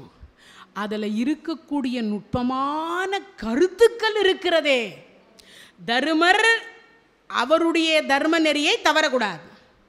பக்கத்தில் சகாதேவர் அண்ணனையும் காப்பாற்றணும், அந்த புருஷாமிருகத்துக்கும் சமாதானமாக இருக்கணும். இப்போ என்ன சொல்கிறார், இந்த உடம்பு நீங்கள் அந்த ஒரு காலை கொன்று கொள்ளுங்கள், தின்று கொள்ளுங்கள், என்னமோ பண்ணிக்கங்க, ஆனால் இந்த காலுக்கு வலிக்கக்கூடாது. எங்கள் அண்ணா கண்ணில் இருந்து தண்ணி வரக்கூடாது. இந்த கால் தனியாக தான் இருக்குது. இந்த காலில் ஒரு முள் போய் நாம ஏற்றிக்கிட்டோம், இல்லை ஏதோ ஒரு ஆணியை குத்திக்கிட்டோம்னா நமக்கு வலி வராமல் இருக்குமா? வரதானே செய்யும். அப்போது இதுக்கு வலிக்காமல் எப்படி அதை கொல்வது? புருஷாமிருகம் சிந்தித்தது. அதற்கு பிறகு சொன்னது, 12 சிவலிங்கத்தை பூஜிக்கக்கூடிய பாக்கியத்தை கொடுத்தான் அல்லவா, அதற்காக இந்த காலை நான் அவனுக்கு விட்டு கொடுக்கிறேன். இன்னொன்று, தருமருடைய ஆட்சியில் நான் குபேரப்பட்டினத்தில் கேள்விப்பட்டேன். தருமன் தருமநெறி தவறமாட்டான் என்று கேள்விப்பட்டேன்.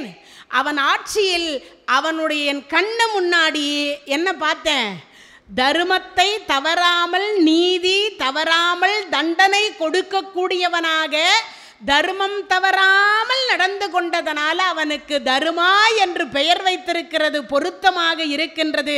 தருமா, நீ நீதி தவறாமல், உன் தம்பி இறந்தாலும் பரவாயில்லை, இந்த மிருகத்திற்கு உதவி செய்ய வேண்டும், சத்தியம் தவறக்கூடாது என்று நீ சொன்ன காரணத்தினால் உன் தம்பியை நான் உயிருடன் உனக்கு விட்டு கொடுக்கிறேன்.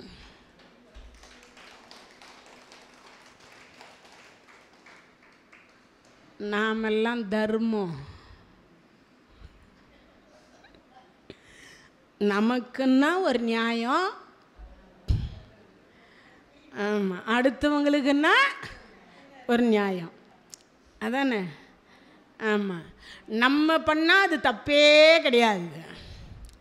ஆனால் அடுத்தவங்க தப்பு பண்ணாங்கன்னா மட்டும் ஆமாம் அதை பெரிய பூதாகாரமாக ஆக்கி அதை ஒரு பெரிய பஞ்சாயத்தே வச்சுருவோம், உண்டா இல்லையா? அப்போது தருமநெறி தவறவில்லை. இப்போ சொல்கிறார், அந்த புருஷாமிருகம் வணங்கி முடித்து விட்டு அதற்கு பிறகு இப்போ பீமசேனர் பகவான் கையெடுத்து வணங்கினார். யாருக்கிட்ட? அந்த புருஷாமிருகத்தின் இடத்தில்.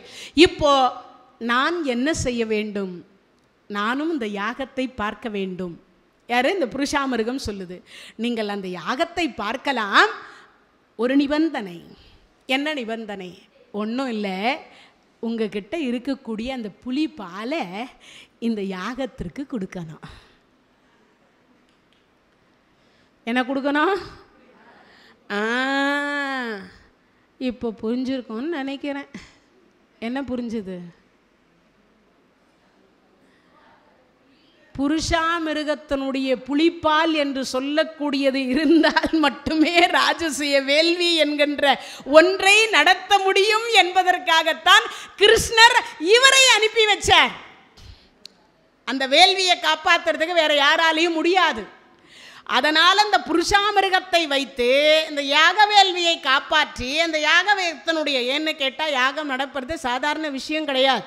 இந்த யாகத்தை தடுப்பதற்காக எவ்வளவு பேர் இருப்பார்களோ அவ்வளவு பேர்களையும் இந்த பூதத்தை வைத்து, இந்த புருஷாமிருகத்தை வைத்து தண்டித்து விடலாம் என்பது கிருஷ்ணருடைய எண்ணம்.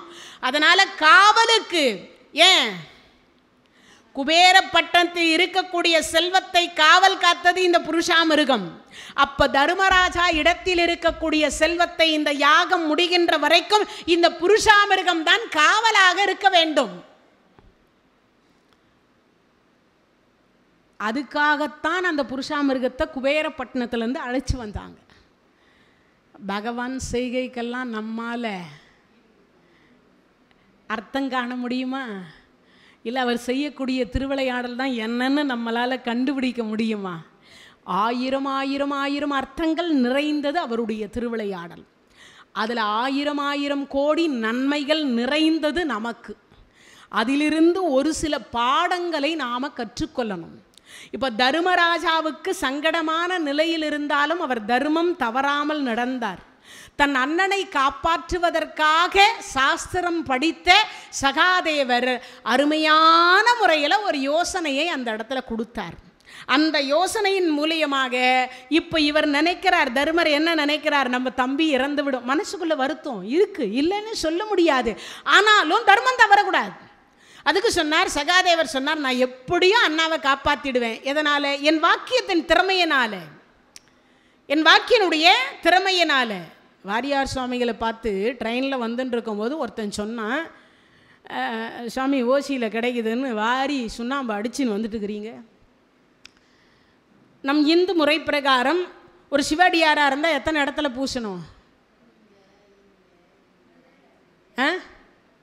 12 இடத்தில், 9 இடத்தில், 7 இடத்தில், 5 இடத்திலாவது விபூதி தரிக்கணும்னு ஒரு முறை இருக்கு. தீட்சை வாங்கினவங்கெல்லாம் 12 இடத்துல தரிச்சிக்கணும். தீட்சை வாங்கலைன்னா ஒரு 3 இடம், 5 இடம், 7 இடம், 9 இடம்னு ஒரு முறை இருக்கு.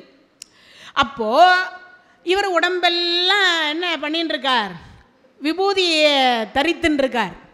அதை பார்த்த உடனே அவன் சொன்னான், என்ன சுவாமி ஓசியில் கிடைக்குதுன்னு வாரி சுண்ணாம்பை இப்படி பூசின்னு இருக்கீங்களேன்னு. அவர் ஒன்றும் யோசிக்கலை. தன்னுடைய வாக்கினுடைய ஜாலத்தினால் ஒன்று சொன்னார், இறைவன் குடியிருக்கக்கூடிய இடத்திற்கு மட்டுமே சுண்ணாம்பு அடிப்பாங்க, குட்டிச்சவுத்துக்கெல்லாம் சுண்ணாம்பு அடிக்க மாட்டாங்கன்னார்.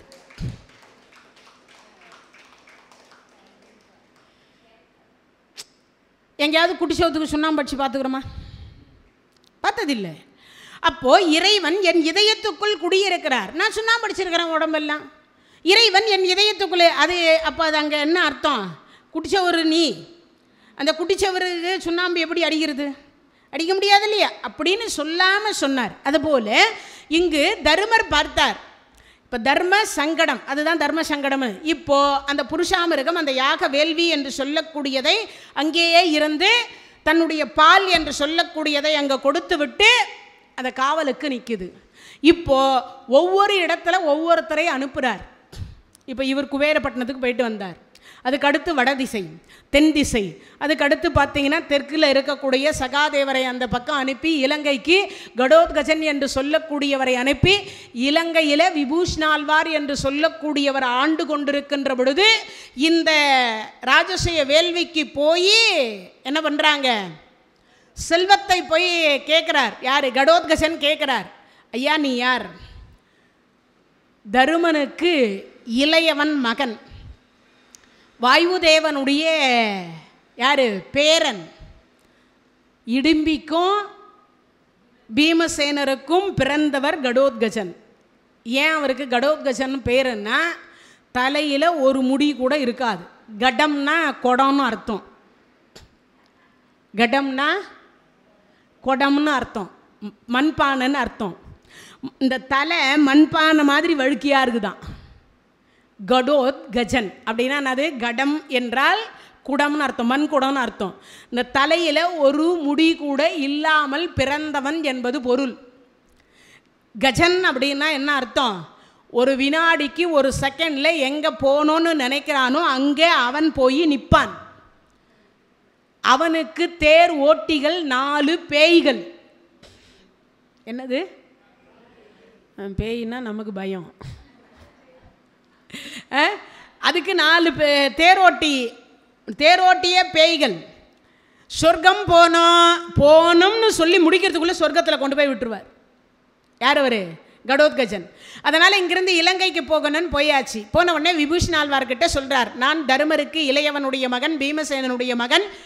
அதற்கு பிறகு என்னுடைய பெயர் கடோத்கஜன். எங்கள் பெரியப்பா தர்மராஜா ராஜசூய வேள்வி செய்ய இருக்கின்றார்.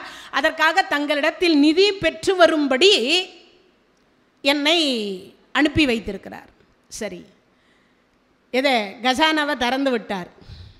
எவ்வளோ வேணுமோ எடுத்து அங்கே பார்த்தா எது பெருசாகுதுன்னு பார்த்தார்.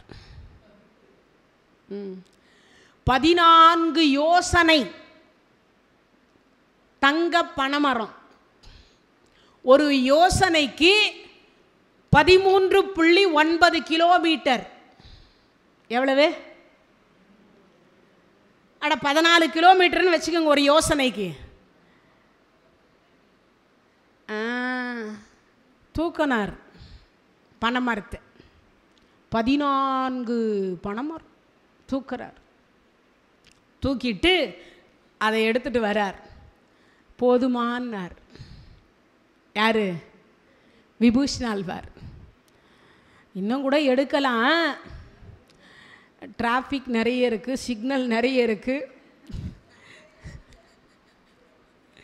பில்டிங் எல்லாம் உயரமாக கட்டிட்டாங்க, தங்கம் விலை கொஞ்சம் ஏறி இருக்குது, பின்னாடி எவன் திருடுவான் முன்னாடி எவன் திருடுவான்னு வேற தெரியாது. என் கண்காணிப்பில் இருக்கக்கூடிய கிலோமீட்டர் தொலைவுக்கு நான் தூக்கிக்கிட்டேன் அப்படின்னு கொண்டு வந்து சகாதேவர் கையில் கொடுத்து அந்த சகாதேவர் கொண்டு போய் இந்திரபிரசத்தில் சேர்க்கிறார்கள். இப்படி திக்விஜயம் செய்தார்கள். எதை? அந்த ராஜசூய வேள்வி என்று சொல்லக்கூடிய பெரும் வேள்வி என்பது இவ்வளவு செல்வங்கள் திரட்டி கொண்டு போய் அந்த வேள்வியை செய்கிறாங்க. கங்கை, யமுனை, சரஸ்வதி, காவேரி என்று சொல்லக்கூடிய புண்ணிய நதிகள். அந்த புண்ணிய நதிகளுடைய தீர்த்தத்தை எல்லாம் கொண்டு வந்து மான்தோல் என்று சொல்லக்கூடிய மான்தோலின் மீது தர்மராஜா அமர, பக்கத்தில் தர்மவல்லி. யாருக்காவது பேர் இருக்கா அப்படி ஒரு பேர்?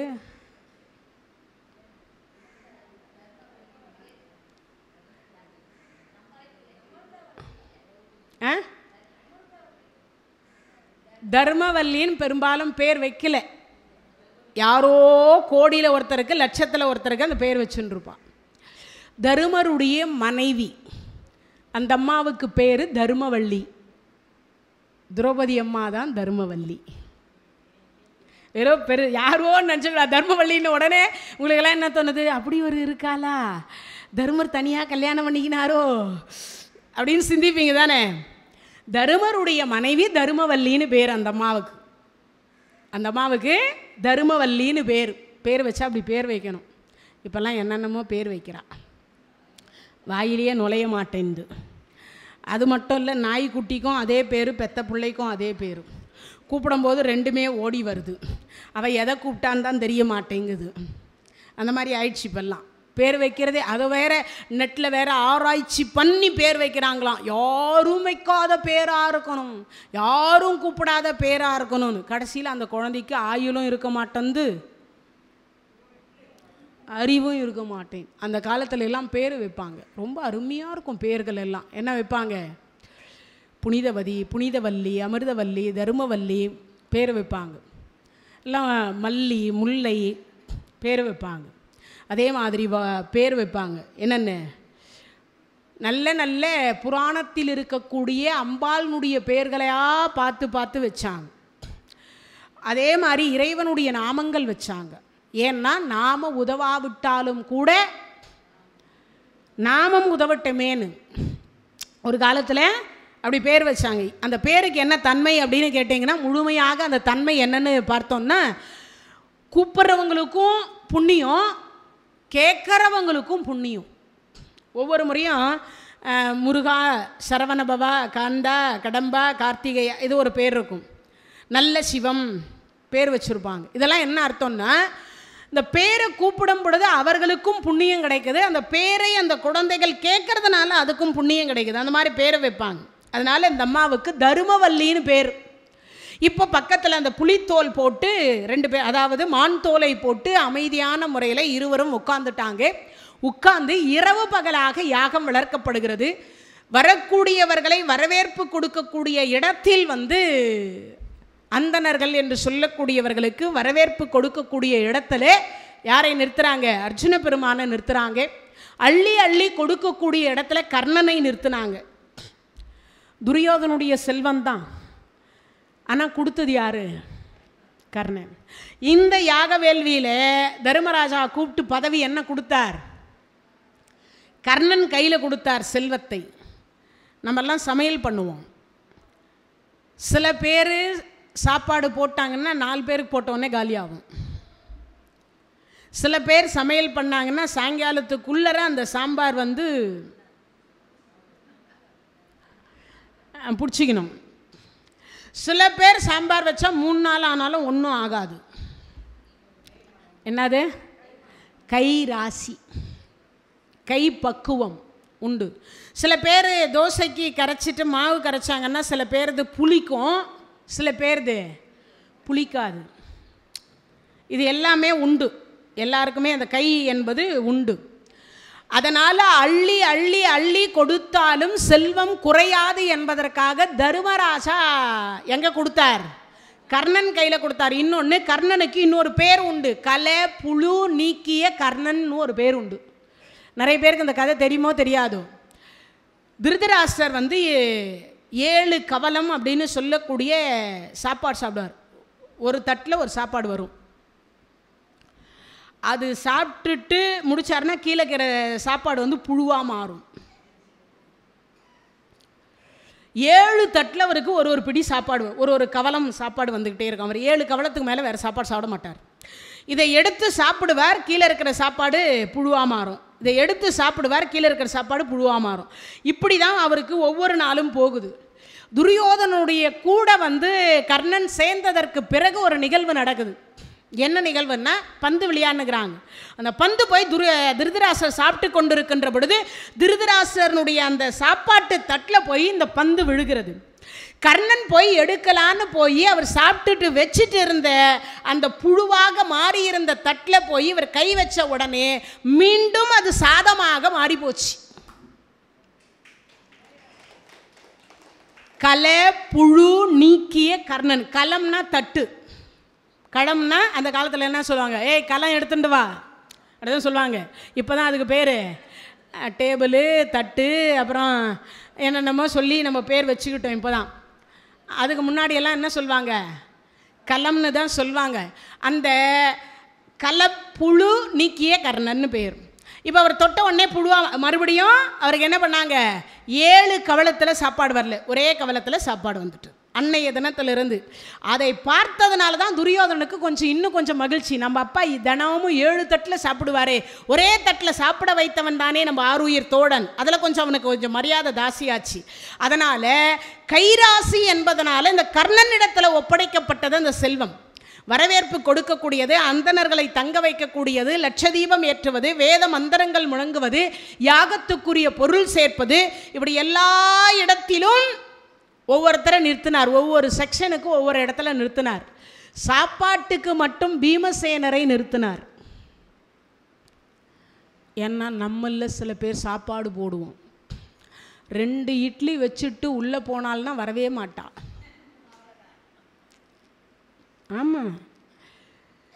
அப்புறம் வருவா, நல்லா இருக்கே இன்னைக்குன்னு பார்த்து புதினா சட்னி, தேங்காய் சட்னி, சாம்பார் எல்லாம் வச்சிருக்காளே, மிளகா பொடி வச்சுக்கிறாளே, இன்னும் 2 இட்லி சாப்பிட மாட்டோமா, இந்த மனசு ஏங்கின்னு இருக்கும். அந்த நேரம் பார்த்து உள்ளே போனவ வரவே மாட்டான். நாம ஹாட் பாக்ஸை திறந்து 2 இட்லி எடுத்தா அவள் என்ன நினச்சிப்பாளோன்னு அது வேற உள்ளுக்குள்ளற மனுஷுக்குள்ளே பக்கு பக்குன்னு இருக்கும். கடைசியாக கை கழுவுவோம், அப்போ தான் உள்ளே இருந்து அவள் வருவா. ஏங்க 2 இட்லி போதுமாங்க, அடி பாவி இன்னும் 2 இட்லி சாப்பிட்லாமான்னு நினச்சேன். கை கழுவியதுக்கப்புறம் இல்லை நான் டயட்டில் இருக்கேன், 2 தான் சாப்பிட்றது. வெளியில் உள்ளே இருக்கிறத வெளியில் சொல்ல முடியுமா? சொல்ல முடியாது. அதனால தான் தர்மராஜா பார்த்தார். இப்போ இல்லை, ஒரு 40-50 வருஷத்துக்கு முன்னாடி நல்லா கொஞ்சம் சின்ன சின்ன பிள்ளைங்களாக இருக்கும்போது இந்த கல்யாணத்துக்கு போவாள். இந்த லட்டு வைப்பா, எங்கள் பாட்டி எடுத்து பின்னாடி வச்சுடுவா. இப்படி லட்டு வைப்பா, பின்னாடி வச்சுடுவா, வச்சுட்டு பின்னாடி வச்சுடுவா. ஒரு 5 லட்டு வச்சுப்பா. என்ன கூட கூட்டிகிட்டு போயிருக்கிறது பேத்தி ஒருத்தி, நான் போயிருப்பேன். இன்னும் 4 பேத்தியோ பேரனோ வீட்டில் இருந்தால் அதுங்களுக்கு யார் லட்டு கொடுப்பா? இப்பெல்லாம் வச்சா வைக்கிறதுக்கு முன்னாடியே யாரும் சாப்பிட சுகர் வேணாம். திருப்பதி லட்டாக இருந்தால் கூட போதும், டாக்டர் சாப்பிடக்கூடாது அப்படி அவ்வளவுதான். எது இவ்வளோ அப்படி சாங்கியத்துக்கு போட்டுப்பான், உண்டா இல்லையா? ஆனால் ஒரு காலத்தில் பாயாசம்னு ஒன்று ஊற்றுவா. அப்போல்லாம் பருப்பு பாயாசம், இந்த பாயாசம்னு இந்த இலையில் தலைவாழை இலையில் ஊற்றுவா. 1 டீஸ்பூன் தான் வைப்பான் அந்த பாயாசம் ஊற்றுறவன். இந்த பாட்டிங்கெல்லாம் சொல்லும், அவங்க அப்பா மட்டும் சொத்து குறைஞ்சி போன மாதிரி 1 டீஸ்பூன் வைக்கிறான், இன்னும் ஒரு கண்டி ஊற்று அப்படின்பா, உண்டா இல்லையா? அது அப்போது. அதனால் அப்போ பரிமாறணுன்னு எனக்கு தெரிஞ்ச ஒரு அக்கா, அவள் சோறே டீஸ்பூனில் தான் வைப்பாள். எங்கள் மச்சினர் விருந்துக்கு போனார் அந்த வீட்டுக்கு. அப்புறம் நானும் பக்கத்தில் உட்காந்துக்கிறேன். அண்ணி, ஊருக்காக வைக்க வேண்டியவரெல்லாம் சோறு போட விட்டுருக்கீங்களே, நியாயமானார். அவன் சோறே டீஸ்பூன் தான் அண்ணி போடுறா, இவன் வீட்டுக்கு கூப்பிட்டு வந்துக்கிறீங்களே என்ன விருந்துக்கு, ஊருக்காக வைக்க வேண்டிய கரண்டியில் சோறு வைக்கிறா அவன். யோசிச்சு பாருங்க. எங்கள் மச்சினர் கேட்டார், எனக்கு இன்றைக்கி அவர் கல்யாணம் ஆன காலத்தில் நடந்தது ஒரு 30 வருஷத்துக்கு முன்னாடி, நான் எனக்கு இன்றைக்கும் நினைவு வருது. அண்ணி ஊருக்காக வைக்க வேண்டியவளை கொண்டு வந்து சோறு வைக்க சொல்லிக்கிறீங்களேன்னார். அண்ணி சாப்பாடு நீங்கள் போடுங்க, அந்த அம்மாவை விட்டுருங்கன்னார். யோசிச்சு பாருங்க, இந்த சாப்பாடு போடுவதில் எவ்வளவு பக்குவம் இருக்கின்றது. அதனால தான் சாப்பாட்டு செக்ஷனை பீமசேனர்கிட்ட கொடுத்தார். ஏன்னா அவருக்கு பேரே சாப்பிட்டுட்டே இருப்பார். அது மட்டும் இல்லை, அவருக்கு மட்டும்தான் தெரியும் அந்த வயிற்றினுடைய தன்மை எவ்வளவுன்னு. ஆளை பார்த்தே நினைப்பார், இவர் எவ்வளவு சாப்பிடுவார், என்ன சாப்பிடுவார்ன்றது அவருக்கு தெரியும். அதனால அந்த இலையில் பரிமாறுவதற்கு ஒரு மனம் இருக்கணும். சில பேர் நினைப்பார், போட்டு தொலையணும், சாப்பாடு போடும்போது அன்போடு போடணும், மனம் ஒப்பி போடணும், சந்தோஷமாக போடணும், ஏதோ கடமைக்கு போடுறோன்னு போடக்கூடாது. ஏன்னா அந்த உடம்புல அது ஒட்டாதான், அது ஜீரணம் ஆகாதுன்னு சொல்லுவாள். அதனால் பீமசேனர் கையில் கொடுத்தார் அந்த சாப்பாட்டை. யார்? பரிமாறக்கூடியது. ஏன்னா அவர் அப்போ தான் 1 கரண்டி நெய்யிக்கு 1.5 கரண்டியாக ஊற்றுவார். நல்லா சாப்பிடுங்க, வயிற்றுக்கு வஞ்சனை வைக்கக்கூடாது. உழைக்கிறதே இந்த வயிற்றுக்காக தான். இந்த ஜான் வயிறு இல்லாட்டா உலகத்தில் கலாட்டாவே இருக்காது. அது போட முடியாத தானே நம்மளெல்லாம் கொண்டு வந்து இங்கே விட்டுருக்கா. இல்லைன்னா நாமெல்லாம் எங்கேயோ வந்திருப்போம் இல்லையா? அதானே உண்மை. அது போட முடியலன்னு தானே நம்மளெல்லாம் கொண்டு வந்து இங்கே விட்டுருந்துருக்கா. இல்லைன்னா நாமெல்லாம் எங்கேயோ யாரோ எப்படியோ இருந்திருப்போம் இல்லையா? அப்போது இந்த ஒரு ஜான் வயிறு மட்டும் நமக்கு நம்மக்கிட்ட ஒரு 10 புடவை வச்சுருக்கோன்னு வச்சுக்கோங்க. 10 புடவையும் திருப்பி திருப்பி துவச்சி கட்டிக்கலாம். இந்த ஜென்மம் முடிஞ்சு போயிடும், அவ்வளவுதான். ஆனால் அந்த 3 வேலை அது கொடுத்ததுனால தானே. இல்லைன்னா நம்மெல்லாம் கோடீஸ்வரர்கள். என்னது? எல்லாரும் கோடீஸ்வரர்கள். அது இல்லாததுனால தான் நம்மெல்லாம் இந்த ஜான் வயிறு கொடுத்து தான் ஏழை பணக்காரன் லட்சாதிபதி கோட்டீஸ்வரன் எல்லாம் வச்சுட்டு இருக்கிறது இந்த ஜான் வயிறு தான். அப்போது சாப்பாடு செக்ஷனை அவர் கையில் கொடுத்ததற்கு காரணம் இது. கொடுக்கக்கூடியதை அவர் கையில் கொடுத்தார். யார்கிட்ட? கர்ணன் கிட்ட. ஏன்னா இல்லை என்று சொல்லி கொண்டு வருகின்றவருக்கு இல்லைன்னு சொல்லாத இதயத்தை கொடு. ஏன்னு கேட்டால் தங்கம் கேட்டால் தங்கம் கொடுப்பார், வைரம் கேட்டால் வைரம் கொடுப்பார். எது கேட்குறாங்களோ அதை கொடுப்பார். ஏன்னா நாமெல்லாம் என்ன பண்ணுவான், அடுத்தவங்க கொடுங்கன்னு சொல்லி உண்டியலில் காசு போடுங்கன்னு 1000 ரூபாய் கொடுத்துருந்தாலே 1000 ரூபாய் போடணுமா என்ன ஆண்டவனுக்கு தெரியவா போகுதுன்னு 900 ரூபாய் எடுத்து பரிசில் வச்சுட்டு 101 ரூபா போட்டால் போதாதான்னு 101 ரூபா போட்டு வர ஆள் நம்ம எல்லாம். நான் மட்டும் என்ன இப்போ உண்டியலில் போடுறத தான் சொல்லின்னு இருக்கேன். உண்டா இல்லையா? அதுதானே இப்போ எல்லாம் இயற்கை. அப்போது நம் செயல் என்பது, மனம் என்பது அவ்வளவு விசாலமாக இருக்க வேண்டும்ன்றார் தர்மராஜா. அதனால தர்மராஜா ஒரு கட்டளை இட்டார். ஒவ்வொருத்தருக்கும் ஒவ்வொரு பொறுப்புகள் கொடுத்த பொழுது சொன்னார், யாரும் எக்காரணத்தை கொண்டும் எந்த ஒரு குறையோடு இந்த யாகசாலையில் நிற்கக்கூடாது. அது யாரா வேணாலும் இருக்கலாம். ஒரு பக்கம் கஜானாவை திறந்து விடு. கர்ணா, யாருக்கு என்ன வேண்டுமோ என்ன கேட்டாலும் கொடு, இல்லைன்னு சொல்லாதே. அது உனக்கு மட்டும்தான் வரும் மனசு. அடுத்தவங்க சொத்தை கொடுத்துட்டு நம்மக்கிட்ட கஜானாவை கொடுத்துருந்தா மொத்தமாக நம்ம பேரில் டிரான்ஸ்ஃபர் பண்ணிட்டுருப்போம். உண்டா இல்லையா? அப்படி நம்ம பேங்க்கில் வேலை பார்க்கும்போதே அதெல்லாம் பண்ணுறோன்னும் பொழுது நம்மக்கிட்டே பொறுப்பு கொடுத்தா எப்படி பண்ணியிருப்போன்னு யோசிக்கணும்.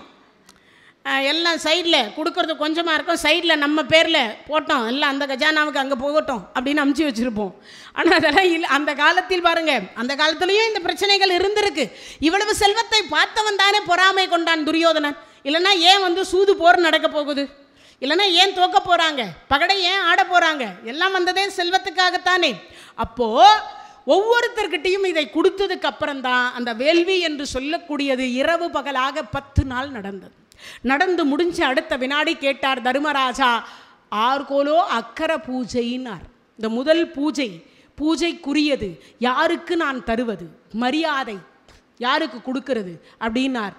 இங்கே வயசு வித்தியாசம் கிடையாது. வயசு மூத்தவங்களாக இருக்கலாம், இல்லை இளையவங்களாக இருக்கலாம். ஆனால் ஆண்டவன் ஸ்தானத்தில் யார் இருக்கா? இறைவன், பகவான், எம்பெருமான் கிருஷ்ணர் இருக்கிறார். அந்த இடத்துக்கு திருதராஷ்டிரர் இருக்கிறார். அதே மாதிரி திருதராஷ்டிரர் கண் கூருடு, அதனால் அவர் வரல. பீஷ்மாச்சாரியார் இருக்கார், துரோணாச்சாரியார் இருக்கார், வியாச பகவான் இருக்கின்றார். அதே மாதிரி சித்தர்கள், ஞானிகள், யோகிகள், இந்திரன் மற்றும் இருக்கக்கூடிய 33 கோடி தேவர்கள் எல்லாருமே அங்கே வந்திருக்கிறாங்க. ஆனால் யாருக்கு கொடுப்பதன் பொழுது சொர்க்கத்தின் அதிபதியாக இருக்கக்கூடிய அஷ்டலட்சுமியின் நாயகனாக இருக்கக்கூடிய பூமி பாரத்தை தீர்க்க வந்திருக்கக்கூடிய பூபாலனுக்கு கொடு என்று வியாச பகவான் சொல்லுகிறார். உடனே பார்த்தார், பகவானுக்கு பூஜை பண்ணுறாங்க. அங்கே ஒருத்தன் சிசுபாலம்னு பேர், அவன் வேற யாரும் இல்லை, தருமருக்கு சித்தி மகன், சிறுததேவா என்று சொல்லக்கூடியவருடைய சேதி நாட்டனுடைய மகன் அவன் சிசுபாலன்னு சொல்லுவாங்க. அந்த சிசுபாலன் சொல்கிறான், போயும் போடும் இடையனுக்கு முதல் பூஜையா, போயும் இடையனுக்கு முதல் பூஜையா அப்படின்னு சொல்லும் பொழுது தான், ஏன்னா இங்கே வந்திருக்கக்கூடியவர்கள் சித்தர்கள், ஞானிகள், யோகிகள், முனிவர்கள், இந்த பக்கம் துரோணாச்சாரியார், இந்த பக்கம் இருக்கக்கூடியவர் கிருபாச்சாரியார், இந்த பக்கம் பீஷ்மாச்சாரியார் இருக்கிறார். இவர்களுக்கெல்லாம் கொடுக்காம வெண்ணைக்கும் பெண்ணுக்கும் அலைந்தவனுக்கு போய் கொடுக்குறியேன்னார். எதுக்கு? கடைஞ்ச வெண்ணைக்கு 1000 போய் சொல்கிறவன், பெண்கள் முந்தானியை பிடிச்சிட்டே உல்லாசமாக திரியிறவன், அவனுக்கு போய் கொடுக்குறியே, இது நியாயமா அப்படின்னார். கடைசியாக பகவான் பார்த்தார், அவன் 100 பிழை பொறுத்திருக்கணும்னு பகவான் 100 பிழை பொறுத்திருந்தார். இவன் பிறக்கிற போதே 2 கை 4 கண்ணோட பிறந்தான். 4 கை 4 கண்ணோட பிறந்தான். அப்படி பிறந்த உடனே அசரீதி சொல்லுது. ஏன் அப்படின்னு கேட்டால் அந்த சிறுத தேவா, யார் இவனை தொட்டு தூக்குகிற பொழுது 2 கண்ணும் 2 கையும் மறைகிறதோ அவரால் இவருக்கு மரணம்னாங்க. எல்லார் கையிலையும் அந்த சிறுத தேவா அந்த குழந்தைய கொடுத்து வாங்குறான். வாங்கி அடுத்த வினாடி பார்த்தாங்க, கடைசியாக கிருஷ்ணர் கைக்கு வந்தபோது தான் 2 கண்ணும் 2 கையும் மறைஞ்சது. கிருஷ்ணா, உன்னால தான் என் பிள்ளைக்கு ஆபத்தா, கிருஷ்ணா என் பையன் ஏதாவது தப்பு பண்ணால் மன்னிச்சுக்கோன்னாங்க அந்த அம்மா. ஏன்னா அத்தை, அப்பாவுடைய கூட பிறந்த தங்கச்சி. இந்த குழந்தை பகவான் சொன்னார், அத்தை எத்தனை பிழையை அத்தை பொறுத்துக்கணும்னார். அந்த அம்மா வாயில் அன்னைக்குன்னு பார்த்து 1 லட்சம்னு வரக்கூடாதா, 1 கோடின்னு வரக்கூடாதா? அந்த அம்மா சொன்னால் 100 பிழை பொறுத்துக்கோன்னா. ஒவ்வொன்றா லிஸ்ட்டு போட்டுனுக்கிறார், 1 2 3 4ன்னு. 100 ஆச்சு. கையில் இருக்கிற சக்கராயுதத்தை விடுத்தார். அவன் தலையை தள்ளியது. அந்த ஒலி சொரூபம் வேற எங்கேயும் போகலை. அந்த ஆன்மா இறைவனோடு வந்து ஐக்கியமாச்சு. இறைவனோடு வந்து அந்த ஆன்மா ஐக்கியமாச்சு. இதை பார்த்த தர்மராஜாவுக்கு மனசுக்குள்ள வருத்தம். நம்ம ராஜசிய வேள்விக்கு வந்தவன் ஒருவன் இறந்து போனானே. அங்கதான் வியாச பகவானிடத்துல கேட்கிறார் ஒரு கேள்வி, சுவாமி என் வீட்டுக்கு வந்த விருந்தாளி இறந்து போனானே, நான் யாருக்கும் எந்த தீங்கும் வரக்கூடாது, பரோபகாரம் இதம் சரீரம், இந்த சரீரத்தினால் ஒருவருக்கும் தீங்கு நேரக்கூடாதுன்னு தானே ஒவ்வொரு விஷயத்தையும் பார்த்து பார்த்து பார்த்து பார்த்து நான் செய்தேன். ஆனால் கடைசியில் என் வீட்டுக்கு வந்த விருந்தாளி என் சிறிய தாயாரனுடைய பிள்ளை இறந்து போனானே, என் மனம் மிகவும் வருத்தப்படுகிறது. அப்பதான் வியாச பகவான் சொல்றார், டேப்பா ஒருத்தன் செத்ததுக்கே இவ்வளவு வேதனைப்படுகிறாயே, உன் தலைக்கு மணிமகுடம் வருவதற்கு 1 கோடி பேர் மாலை இருக்கிறார்கள், என்ன செய்வாய்னார். சிவசிவா, அப்படி ஒரு காலம் வருமோ அப்படின்னார். அப்பதான் அதுக்கு இவர் பதில் சொல்றார், வரும். எப்ப சுவாமி வரும்? என்றைய தினத்தில் சிவபெருமான் கையில் சூலாயுதத்தோடு தென் திசை வருவதும் போவதும் கனவு காண்கிறாயோ, அன்றைக்கில் இருந்து 13 ஆண்டு காலம் கழித்து இந்த 1 கோடி பேர் மாள்வதை தடுக்கவே முடியாதுன்னு சொல்றார். சுவாமி, இதை தடுப்பதற்கு ஏதேனும் வழி உண்டா அப்படின்னு சொல்றார். இதை தடுப்பதற்கு ஏதாவது வழி உண்டா அப்படின்னா, நீ கோவப்பட்டா அன்னைக்கே நடக்கும், நீ கோவப்படலைன்னா 13 வருஷம் கழிச்சு நடக்கும்னார். தம்பிங்களை கூப்பிட்டு வச்சு அழைத்து ஒரு வார்த்தை சொன்னார். நாடு போனாலும் சரி, நகரம் போனாலும் சரி, பொன் போனாலும் சரி, பொருள் போனாலும் சரி, என்னிடத்துல வழிய வந்து யார் சண்டை போட்டாலும் சரி, என்னை வெட்டினாலும் சரி, குத்தினாலும் சரி, நான் கோபமே படமாட்டேன். தம்பிங்களே, நீங்களும் கோபப்பட மாட்டேன்னு எனக்கு. ஆமாம், அவ்வளவுதாங்க. இப்போ நீங்களும் என்ன பண்ணுறீங்க? எல்லாரும் இந்த நேரத்தில் ஒரு சத்திய பிரமாணம் எடுக்கிறீங்க. என்னன்னு? கோவந்தானே இவ்வளவுக்கு பிரச்சனைக்கும் காரணம். கோவந்தானே நம்மையும் கெடுக்கும், எதிரியும் கெடுக்கும். அப்போ கோபமே படமாட்டேன்னு எல்லாரும் உறுதிமொழி ஏப்பேன்னு ஓங்கி கை தட்டுறீங்களா?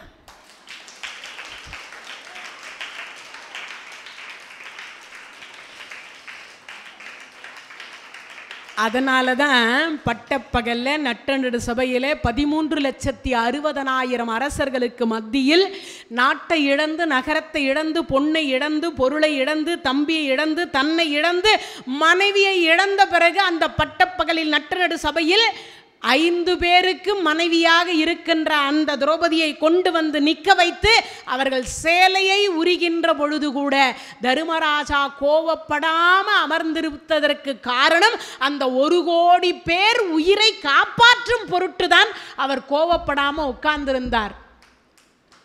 எவ்வளவு பெரிய விஷயம் இல்லையா? மனைவியினுடைய சேலையை பிடிச்சி ஒருத்தன் இழுக்கிறான் பொழுது ஒரு சாதாரண தெருவில் இருக்கக்கூடியவர்களுக்கு கூட கோபம் வரும். ஒரு நாட்டை ஆளக்கூடிய ராஜாவாக இருந்து எல்லாம் இழந்திருந்தாலும் அவருக்கு பேர் தர்மராஜா.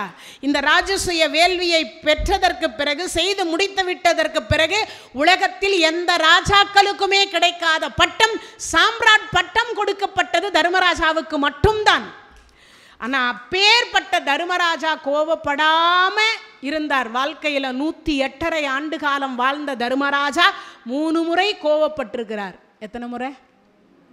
2 முறை பீமசேனரிடத்தில், 1 முறை அர்ஜுன பெருமானிடத்தில். 108.5 ஆண்டு காலம் வாழ்ந்த தர்மராஜா ஒரு பொய் கூட சொல்லவே இல்லை. நாம் எல்லாம் வினாடிக்கு வினாடி துணி காய வைக்கும்போது கிளிப்பை தூக்கி அந்த பக்கம் போட்டு கூட யார் போட்டதுன்னு கேட்டால் எனக்கு தெரியாது. எங்கள் பக்கத்து வீட்டில் நடந்ததை சொல்கிறேன். எதுக்கு இதை சொல்கிறேன்னா, அப்படியெல்லாம் கூட இருக்கிறாங்க இல்லையா? மனிதர்கள் அப்படியே இருக்கிறாங்க. அதுக்காக சொல்கிறேன். அதனால் ஒருவருக்கு ஒருவர் விட்டு கொடுத்து போனால் கெட்டுப்போக மாட்டோம் என்று தர்மராஜா வாழ்ந்து காட்டியதற் போல நாமும் வாழ்ந்து காட்ட வேண்டும் என்கின்றதோடு, அது மட்டும் இல்லை, மீண்டும் ஒரு முறை உங்களுக்கு சொல்லுகிறேன், நீங்கள் எவ்வளவுக்கு எவ்வளவு நல்லவராக வாழ்ந்து வருகிறீர்களோ, ஒழுக்க நெறியோடு வாழ்கிறீங்களோ, உண்மையோடு வாழ்கிறீங்களோ, சத்தியம் தவறாமல் வாழ்கிறீர்களோ, தர்மம் தவறாமல் வாழ்கிறீர்களோ, அவர்களை இறைவன் தேடி வந்து அழைத்து கொண்டு செல்லுவார். ஒருவேளை நாம தேடியே போனாலும் இறைவன் மறைக்கப்படுவார். இதுதான் நிஜம். அதனால் இறைவன் உங்களை தேடி வரணுமா அல்லது மறைக்கப்படணுமா என்பது நீங்கள் நடந்து கொள்ளக்கூடிய நடத்தையில் இருக்கின்றது என்பதை சொல்லி, மீண்டும் நாளை காலை 10 மணிக்கு அல்ல, நாளை 4 மணிக்கு இதே மகாபாரதத்தில் இன்னொரு தலைப்போடு உங்களை சந்திப்பேன் என்று கூறி, திருமலா திருப்பதி தேவஸ்தானத்திற்கும் விசிராந்தியினுடைய அனைத்து அடியார் பெருமக்களுக்கும் நன்றி கூறி விடைபெறுகின்றேன். நன்றி, வணக்கம். தென்னாடுடைய சிவனே போற்றி, எந்நாட்டவர்க்கும் இறைவா போற்றி, வெற்றிவேல் முருகனுக்கு அரோகரம். நன்றி, வணக்கம். இந்த தகவல் உங்களுக்கு பிடிச்சிருந்தா லைக் பண்ணுங்க, உங்க ஃப்ரெண்ட்ஸுக்கு ஷேர் பண்ணுங்க, மறக்காம எங்க சேனலுக்கு சப்ஸ்கிரைப் பண்ணுங்க.